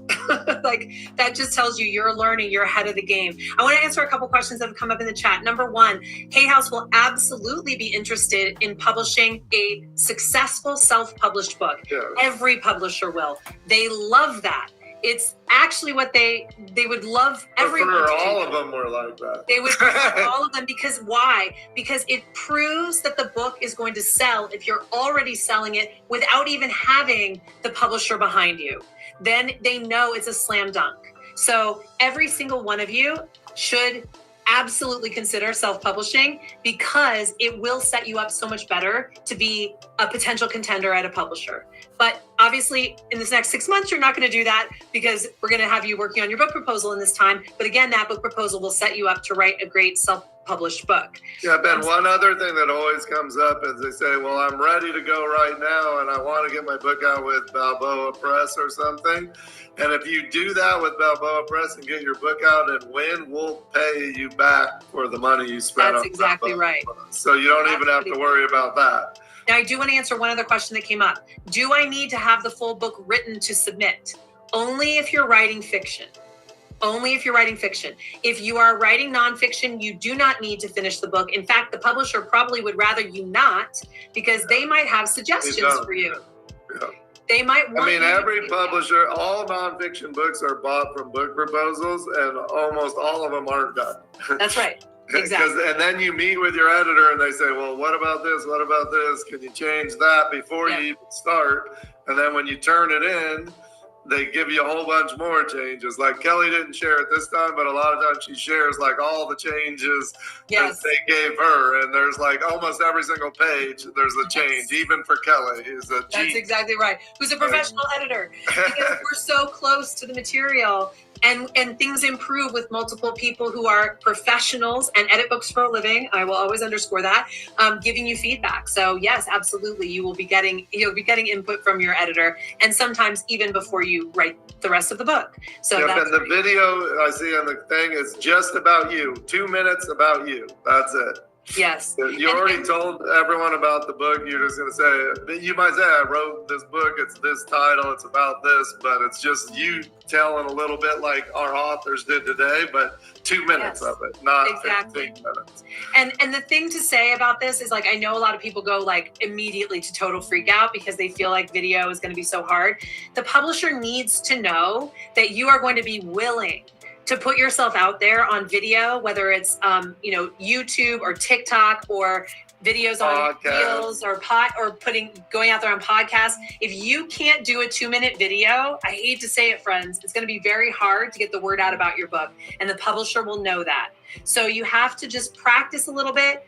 Be yourself. That is the number one piece of advice I can give you for the video, is just be yourself. Don't freak out about the backdrop. Don't forget, do it on, literally, I have my little, I'll just show you my new favorite contraption is my new little magnetic. Yeah, baby. So every video you've ever seen me do on YouTube, right here. And you just put it up there and you just, talk to the camera like it's your friend and say, hey, I'm so excited to be submitting this contest. My name is da-da-da-da. I teach this, or I have written a novel that I've been thinking about for years. I'm so excited to find magnetic. Practice a little bit. Be yourself. It's like, I know a lot of people go like immediately to total freak out because they feel like video is going to be so hard. The publisher needs to know that you are going to be willing to put yourself out there on video, whether it's YouTube or TikTok or videos on Reels or going out there on podcasts. If you can't do a 2-minute video, I hate to say it, friends, it's going to be very hard to get the word out about your book, and the publisher will know that. So you have to just practice a little bit. Be yourself. That is the number one piece of advice I can give you for the video, is just be yourself. Don't freak out about the backdrop. Don't freak out. Do it on, literally, I have my little, I'll just show you my new favorite contraption is my new little magnetic. Yeah, baby. So every video you've ever seen me do on YouTube, right here. And you just put it up there and you just talk to the camera like it's your friend and say, hey, I'm so excited to be submitting this contest. My name is da-da-da-da. I teach this, or I have written a novel that I've been thinking about for years and I'm so excited to finally be submitting it. Whatever it might be, it's literally as casual can be. Do not use an external microphone or anything. Don't spend a bunch of money. I will say this is like the best $30 I've ever spent is on this little guy. Other than that, you don't need to spend on anything. And you don't need to spend it on that, but I'll tell you, it's really fun. Especially if you think you're going to be doing more videos, and you doing more videos is in service of you selling more books. So I recommend doing it. I personally love videos. Obviously, you can see I like talking and being on camera. I know not everyone does, but it really is a fun way to get the word out about your book. So that's all the video needs to be, very short. Okay, so there's a bunch more information in here about the platform section, but really one last thing I'll say is that this is the place where you tell the publisher what you are going to do for the book. You don't tell them what you expect them to do for the book. So a lot of times people will say, oh, I'll go on a book tour. I'll show up to all of your Hay House events. I'll do all these things. Well, it's not guaranteed there's going to be an event for you to speak to. It's not guaranteed you're going on a book tour. So unless you're putting yourself on the book tour, don't put it in there. But and you can already the publisher knows what they can do. You don't have to tell them. So like I can't tell you how many book proposals we get that say I can do this, all the things for Hay House. I can go on your this and do that. And now we don't really do live events, but they all used to say, I'll speak at your live event. I'll come on your podcast. I'll do, everyone knows that. We got that down of everything we know we can do for you. You have to tell the publisher, no matter who it is, what you can do for them. So. That's right. Exactly. Everyone who wants my link to my little stand here, I'm going to find it for you. So and then I'll talk about, so the next part is the table of contents. That's pretty easy. You get that. I don't think we need to explain that really anymore. Then the chapter summaries, and it says right on here, not required for fiction, attach entire book at this point. So the chapter summaries are 1 to 2 paragraphs about what each chapter will be about. So it's not like the whole entire chapter. They just want to get an idea that you've thought out the whole book and what the content's going to be and what you're going to do and how it all comes together so you can finish writing the book. Because no one wants to buy a book from anyone, even in this contest, that we don't think you can finish. Right. And it's not that easy sometimes to get the authors to finish them, let me tell you that. And so that's the thing that editors hate the most, is when they've had a book that they bought for years and they can't get the author to finish it. Yes. Because it's just complicated, asking them to send the money back, do all that. No one wants to do that. They want to get the book out. And then the next section is all about getting the book out, where you're going to include 2 to 3 sample chapters of 5 to 10,000 words to put in here to prove you can write the book. That's right. So if you're going to write it yourself, obviously you can write the chapters. They don't have to be the first 2 chapters. They can be any chapters. And if you're working with a writer or someone that's going to help you write it, you should have them do these chapters. That's right. So talk about that in the book proposal. Say, I'm planning on working with a collaborative writer. This is the person, and they wrote these first 2 chapters. Yep. And you can put on your About the Author page, you do your About the Author and then About the Writer. calendar and have the writer's information there if you have them contracted to work with you on the book. So that's important. You need to make sure that they're planning to work with you on the full manuscript. That's ideal. And I'll tell you what, sometimes people are like, oh, won't the publisher think less of me? No. They'll love it. No, they will love it. They'll be so happy that you are investing in getting the book done, and they know they can count on you to deliver on time, because that is what a collaborative writer has to do. You cannot be a collaborative writer and not deliver on your deadlines. But you can be a brand new author not delivering on your deadlines. I'll tell you that. I've had that experience many times. Yeah. Okay. So it's fine if you write it yourself, of course. So about half the books that we publish at Hay House, and our authors are bigger and have bigger platforms, of course. So they're busy, and they have people that help them write the books. Lots and lots and lots of your best-selling favorite authors anywhere, not just at Hay House, use collaborative writers to help them do the books. That's right. Exactly. It's very common. It's way more, it's like it is the secret of the industry that is not a secret. Everyone in the industry knows it. Sometimes they put their name on the cover. No one cares about that. It's great for the writer to say, here's the book, but no one buys the book for the collaborative writer. It doesn't, right. If they're there, it's just for a benefit for them. So. Yeah. And someone's asking where to find a ghostwriter. It's really the same process that I walked you through day before yesterday about the editor. So how you find an editor, maybe that was yesterday. Wow, was that just yesterday? The way you find, no, it was the day before yesterday. The way you find them is going and looking online. You can go to publishersmarketplace.com. You can go to upwork.com. You can come to KN Literary. We are, working with ghostwriters every single day. So there's lots of different places you can find them. And there are a lot of editors who also will offer writing services. So they might do some of both. So just look into it. Once again, make sure that they are working on books for a living.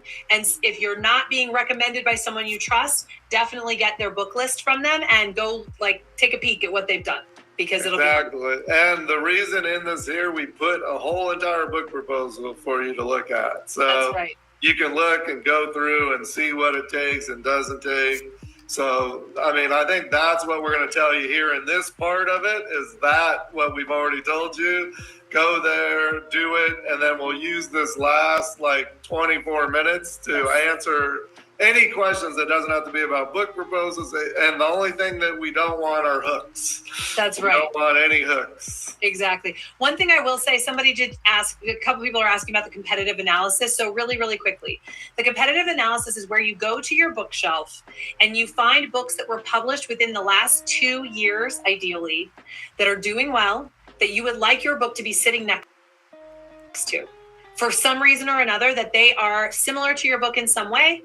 And you're talking and communicating more information to the publisher about where your book will fit in the bookstore and where it fits in the marketplace.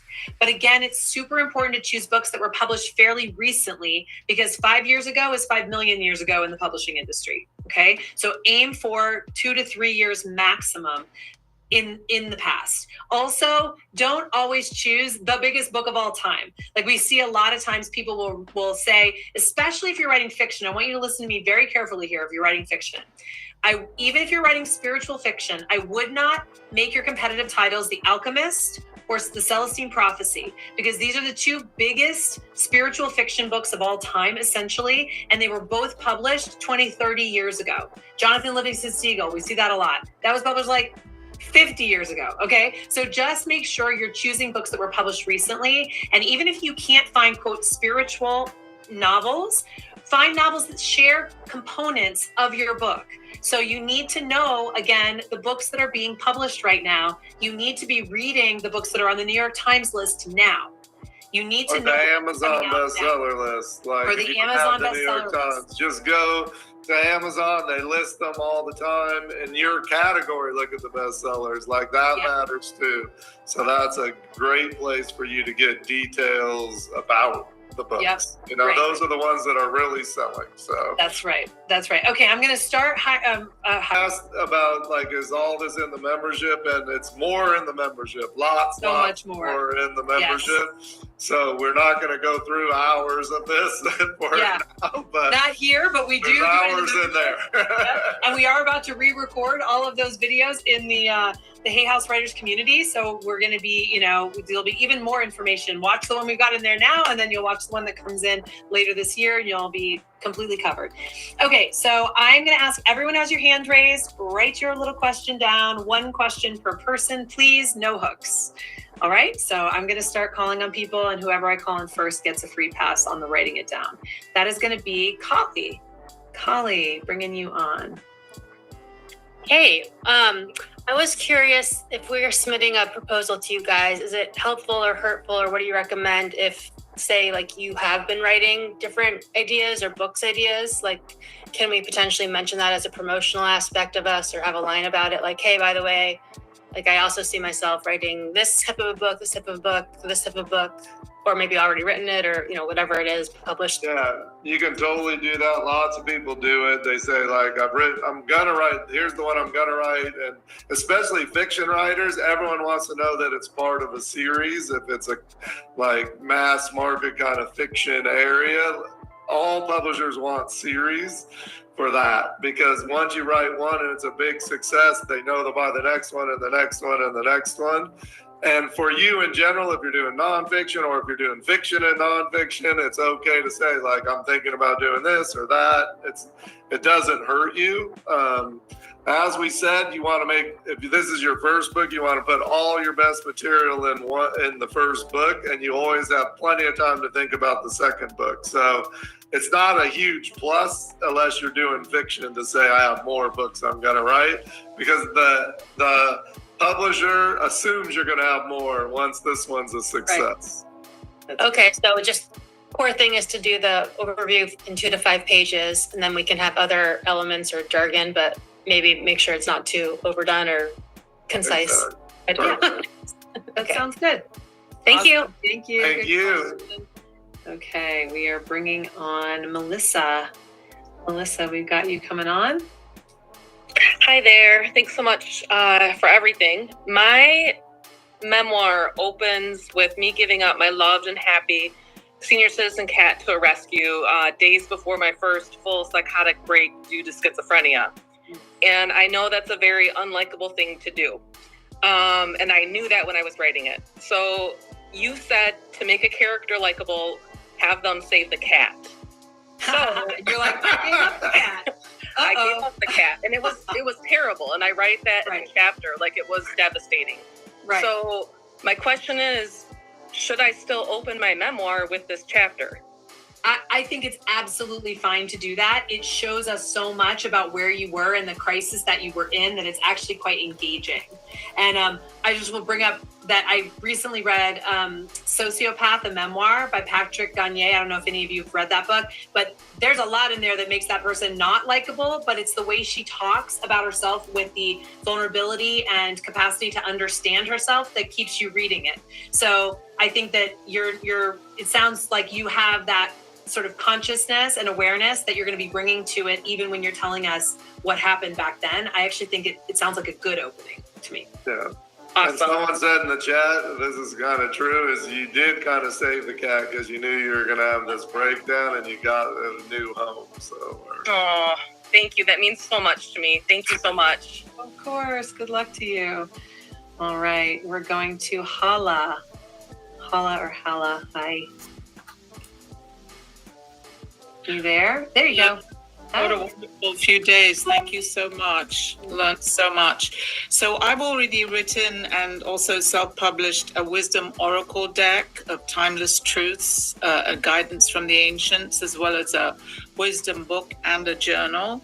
Would I be able to present all 3 of them to the Hay House contest, like already finished, or does it have to be? No, you have to do a proposal and you can only submit one. Even if they're done, it doesn't matter. Okay, so not all 3 of them.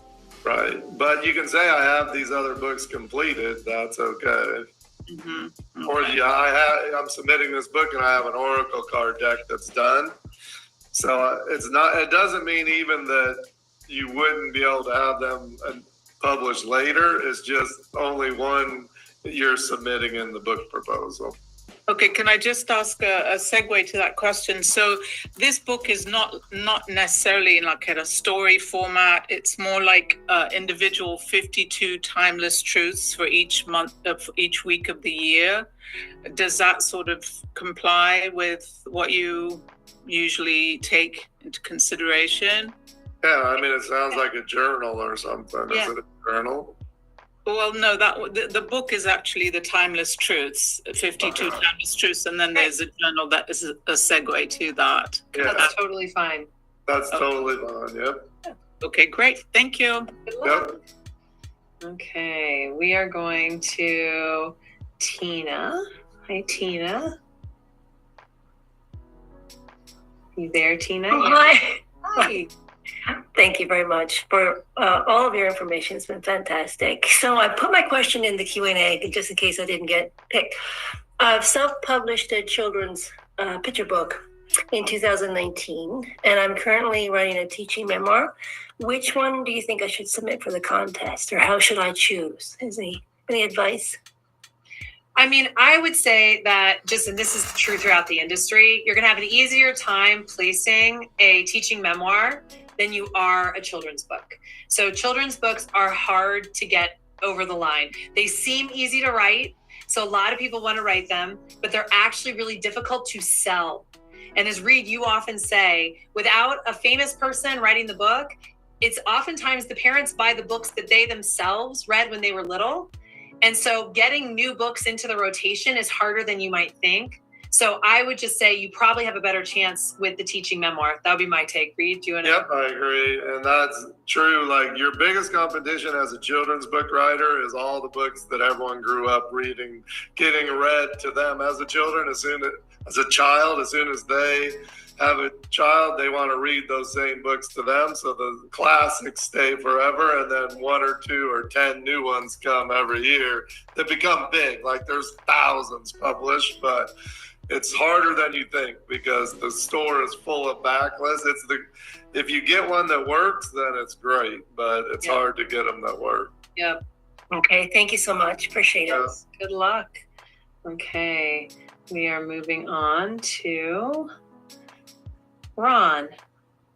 Hi, Ron. Oh my goodness, sorry. Say hi. Thank you, Ron. Hi. Hey, Ron. Mike, I'm here in San Diego, by the way. In fact, Louise Hay came over to my house a few times when we had parties and so forth. So I know some of the folks who used to work for your company. My question revolves around the use of artificial intelligence in writing books. What's your advice about using AI as part of the process of creating a book? I'm working on a nonfiction book called How to Hotwire Reality, and I'm wondering how you feel about that. Well, we talked about it a little bit. You can look at yesterday's VIP stuff. We talked about AI, but you can use it as a prompt or a thing to get you going, but you don't want to do the whole book with AI because then it's not your book, it's the AI's book, and you can't copyright or protect the AI generated book. So it's fine to use with research, it's fine to use to help you to get things going for you, but the whole thing can't be written with AI. Right. Okay. So if I have prompts that help me get information, do I then need to try and rephrase that in my own words, or can I use part of what was created, or how does that work? I think you can use part of it without any problem, but you just can't do the whole book with it. And what a lot of publishers are doing is they're putting through software that tells you if it's AI or not, because they don't want books that they can't protect the copyright of. And so it's still kind of a gray area. Like, there are tons of people producing AI books. In fact, they stopped letting AI books even on Amazon because so many people were doing them. So it's not, right now, there's publishers that are doing only AI books, but right now it's very difficult to break them out when they're all AI books. I mean, I don't know any that have sold big amounts that are just AI. Yeah. Great. Thank you. Yeah. But totally, lots of people are using AI as muse or to do research or different things like that. I'm not saying don't use it in your process, just don't use it as, and the quality, as Kelly said, isn't ready yet, to do a whole book. They're just not good enough. So. Sure.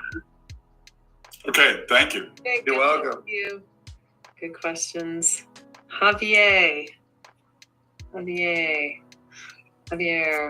Yeah, thank you very much. And love all what you have given to us. You're welcome. It's really two small questions. So the first one is it okay to work the book in English and other language? In my case, I am writing in parallel my novel in English and Spanish. Yeah, definitely, 100%. And you can release them in both languages too, because there's big markets for both. So. Okay.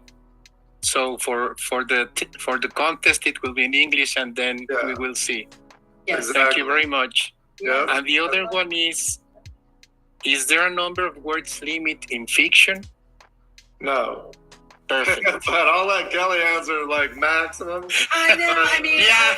I'll say no, and it's much higher certainly than nonfiction. But I would put a cap at maximum 150,000 words, max, and that's for and every word has to be important. So this is not me giving you liberty to just write. You need to make sure that everything needs to be there. But if you go over 150,000 words, publishers are going to be like, okay, you know what I mean? You can do that once you're a huge superstar. But okay, not so much. Yeah, because 150,000 words is 500 pages. Of a 6x9 book. That's a big book, even for fiction. I mean, many fiction books are 100,000, but yeah. Which might be the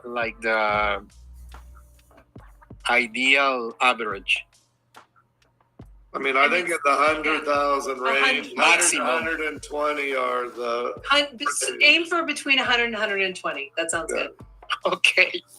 Thank you very much. You're welcome. Good luck. Also, to say to any of you who are writing fiction and your books are a lot shorter than that, it doesn't have to be that long. It's just that tends to be a normal length for a full-length romance novel or a full-length suspense or thriller or something like that. It's just, it gets. You don't want to go too much over that. Let me put it that way. Plus, it gets really expensive if you're doing any editing on your own beforehand. It gets very expensive to hire somebody to do that many words. It's a lot of words. Okay, Irene. Hi, Irene. Hello. I'm driving. So sorry, I'm multitasking. My question is, my transformational memoir is almost finished, but I want some more feedback. So did I hear it right that I can submit a proposal and for it not to be totally unfinished? The book itself does not need to be finished. No, the book does not nonfiction. It's nonfiction. For nonfiction. Yeah. Awesome. I am so excited. You will need to know. I mean, you need to have the plan in place for what's going to happen in every chapter because you have to submit chapter summaries. But you don't have to have written the chapters. Awesome. Oh, you made my day. Oh, good. Look for me. Okay. Thank you very much. Good luck, Irene. One thing I do want to say to everyone about the proposal and the chapter summaries, you want the chapter summaries to talk about what is going to be in the chapter. You do not want them to be a short version of the chapter. So in this chapter, I'm going to tackle the topic of self-publishing. First, I'm going to talk about the history of self-publishing. Then I'm going to go into the different options that you have today. Finally, I'm going to, talk about all the benefits. Whatever it is, but you want to talk about it. You don't want to actually start the chapter there. That is one of the main mistakes I see for newer authors in book proposals. So I just wanted to name that really quickly. And one other thing, I did see this come up. The chapters, the sample chapter content, it took us a couple rounds to get there here with our Hay House submissions. We want a maximum of 10,000 words, top end, a minimum of 5,000 words. Okay, so depending on your chapters, that might be one chapter, but that might be 3 chapters. The typical average is 2 chapters. But again, no less than 5,000 words and no more than 10, unless, of course, your book is poetry or a children's book, in which case you're not going to probably reach 5,000 words, and that's okay. You want to put in a nice sample or the entire text if it's a children's book. Okay, these are all sorts of questions, not 5,000 words per chapter. So this is in the book proposal. When we're talking about the sample chapters at the end of the book proposal, nonfiction only. Fiction, you're submitting the entire book. Nonfiction only. You want to submit however many chapters equals 5,000 to 10,000 words. Okay. I know this is a challenging one. It takes time for people to really get it. It's all in the manual, but I just want to say that 5,000 to 10,000 words, however many chapters that might be for you. For some people, it will be a 5,000 word chapter. That does exist. For other people, it'll have to be 10 chapters because you're doing little mini chapters, right? So just make sure it's between 5,000 and 10,000 words and you will be good. Okay. Gosh, there's so much to say and we're here. Okay, Zakaya, got you on here. Hi there. Thank you so much for these wonderful 4 days have blown my mind away. I'm definitely going to become a member. My question is a non-technical question. What would you say is one of the characteristics that most Hay House authors possess? Read. Well, I mean, for the majority of them, they all want to help people because right now the majority of our books are self-improvement books. So they usually have had, I always say that the best authors teach what they need to learn. And so it's like Louise needed to learn about self-esteem and she taught everyone else about it, and you can heal your life. And that's the same for many, many, many of the authors, is they teach either what they've gone through and learned or what they need to learn themselves. So, but their core thing is they love to help people. Like that's their number one thing that they want to do. Thank you so much. I am a big Wayne Dyer fan. I grew up in Inglewood, California, African-American, 46-year-old woman. Yeah. Nothing alike in the physical realm, but he touched and changed my life. So thank you. Me too. Yeah, me too. Thank you. You guys are a blessing. Oh, so good to be with you. We'll see you in the membership. Yes. Okay, I think we're going to do one more question and then we will have to move on. Lorna, it's you. It's you, Lorna. Hello. Hello. I just want to know what section we put the contact information, like phone number, mailing address, and what section do we put that in?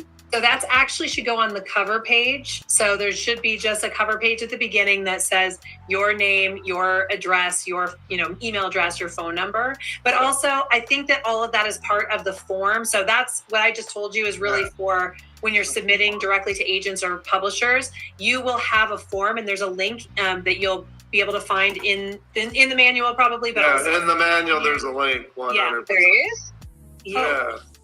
Yep. There's a link where you submit it. It says where you submit it. There's a link. And that's where the form is? Yeah. Yep. It's actually on page 7 of the manual. Discover hayhouse.com, Writers Workshop Contest Submission. And so that's where the form will be? That's where the form will be. And it does, yes. And there, I'm looking at it right now, your name, your book title, the genre, the phone number, address, website URL, and the link to your book proposal and the link to your video. Perfect. Okay. All right. That's all That's right it. there. Thank you. Thank you. This has been really fun. Yes. All right. Well, we've come to the end. We did our 12 hours with you all. If you missed any, you can go back and watch it for the next 30 days. So please do that. We hope to see many of you in the memberships, either the Hay House Writers community or Authorpreneur. Again, you have until Tuesday to make that decision, what you want to do. So check it all out. The links at the where your dashboard. In your dashboard, but it's also heyhouse.com/join. Thank you, everybody. Thank you, guys. Thank you so much. Great to connect with you all. Take care. Take care. Keep writing. That was good, right, you guys? That was good. So, like I said, if you know someone who has been trying to write a book, who, wants to know about the whole process, and tell them, refer them to this video, and you see how we're listening to this and we're also doing writing sessions, so that's what I recommend. You got to write all the time, that doesn't necessarily mean that you're sitting at a computer writing like I'm doing right now. But it does mean that you are actively moving forward, in the direction, so that could be research, that could be recording yourself speaking, that could be looking over things that you've already written, that could be, putting a plan together for things you plan to write, putting an outline together. I mean, there's nothing wrong with you putting an outline together right now, even if you haven't started your writing journey, actually, putting your content on the page or whatever. So, I mean, as long as you are moving forward in your writing process, then you are doing the right thing. The wrong thing is just to stay stagnant and do nothing and just continue year after year saying, I'm going to do it. But, never moving the needle in that direction. So every little step, counts. It matters. And, when I look back on how long I've been writing and the things that I've put together, there's a lot that I wrote that you guys have never seen and you may never see. But everything that I did was moving me closer to becoming a better writer, improving my craft, and also kind of honing my niche, my expertise. What do I want to focus on? Who do I want to focus on? What is the message that I'm trying to send? Like, all of that helps you in your process. And it's going to take a while. It takes time. So, I mean, it just makes a lot of sense to just go ahead and start. You'll look back on it 6 months, a year, 2 years, 5 years, and you'll be amazed at the things that you were able to create, the ideas that you came up with. Your sticky notes, write your sticky notes, do your, do all the things, don't limit yourself in your ability to critically think about this and to be creative. Think about who you are and what your life is like and do what fits into that lifestyle. And if you have to change a couple things, change a couple things. Don't go dramatic, because sometimes that's hard to keep up with. But be constantly moving in that direction and you will see the results. So I am going to let you go. This is a good stopping place. If you've been writing with us and you've been writing for 3 hours and 4 minutes, ooh, I probably talk for a good 7 minutes, but so we'll just deduct that. Let's give or take 3 hours. Okay. So yeah, this is where I left off. Now I'm going to go ahead and highlight here so I know what I'm coming back to. So we are on chapter 3. We're steady making progress. So I've completed page 59 and I have 105 pages in the book so far, which, that probably is going to decrease a little bit, or it may grow. I don't know, child. Who knows? I'm just going to go with it, go with the flow. And, make it make sense. So, all right, y'all. Thank you so much for tuning in to Writing with Delores. Like I said, like, share, subscribe. Make sure you're following all the things that I'm doing to keep up with all the things that I'm doing, okay? I love y'all. And remember, you are important to me. I need you to survive. Bye-bye for now.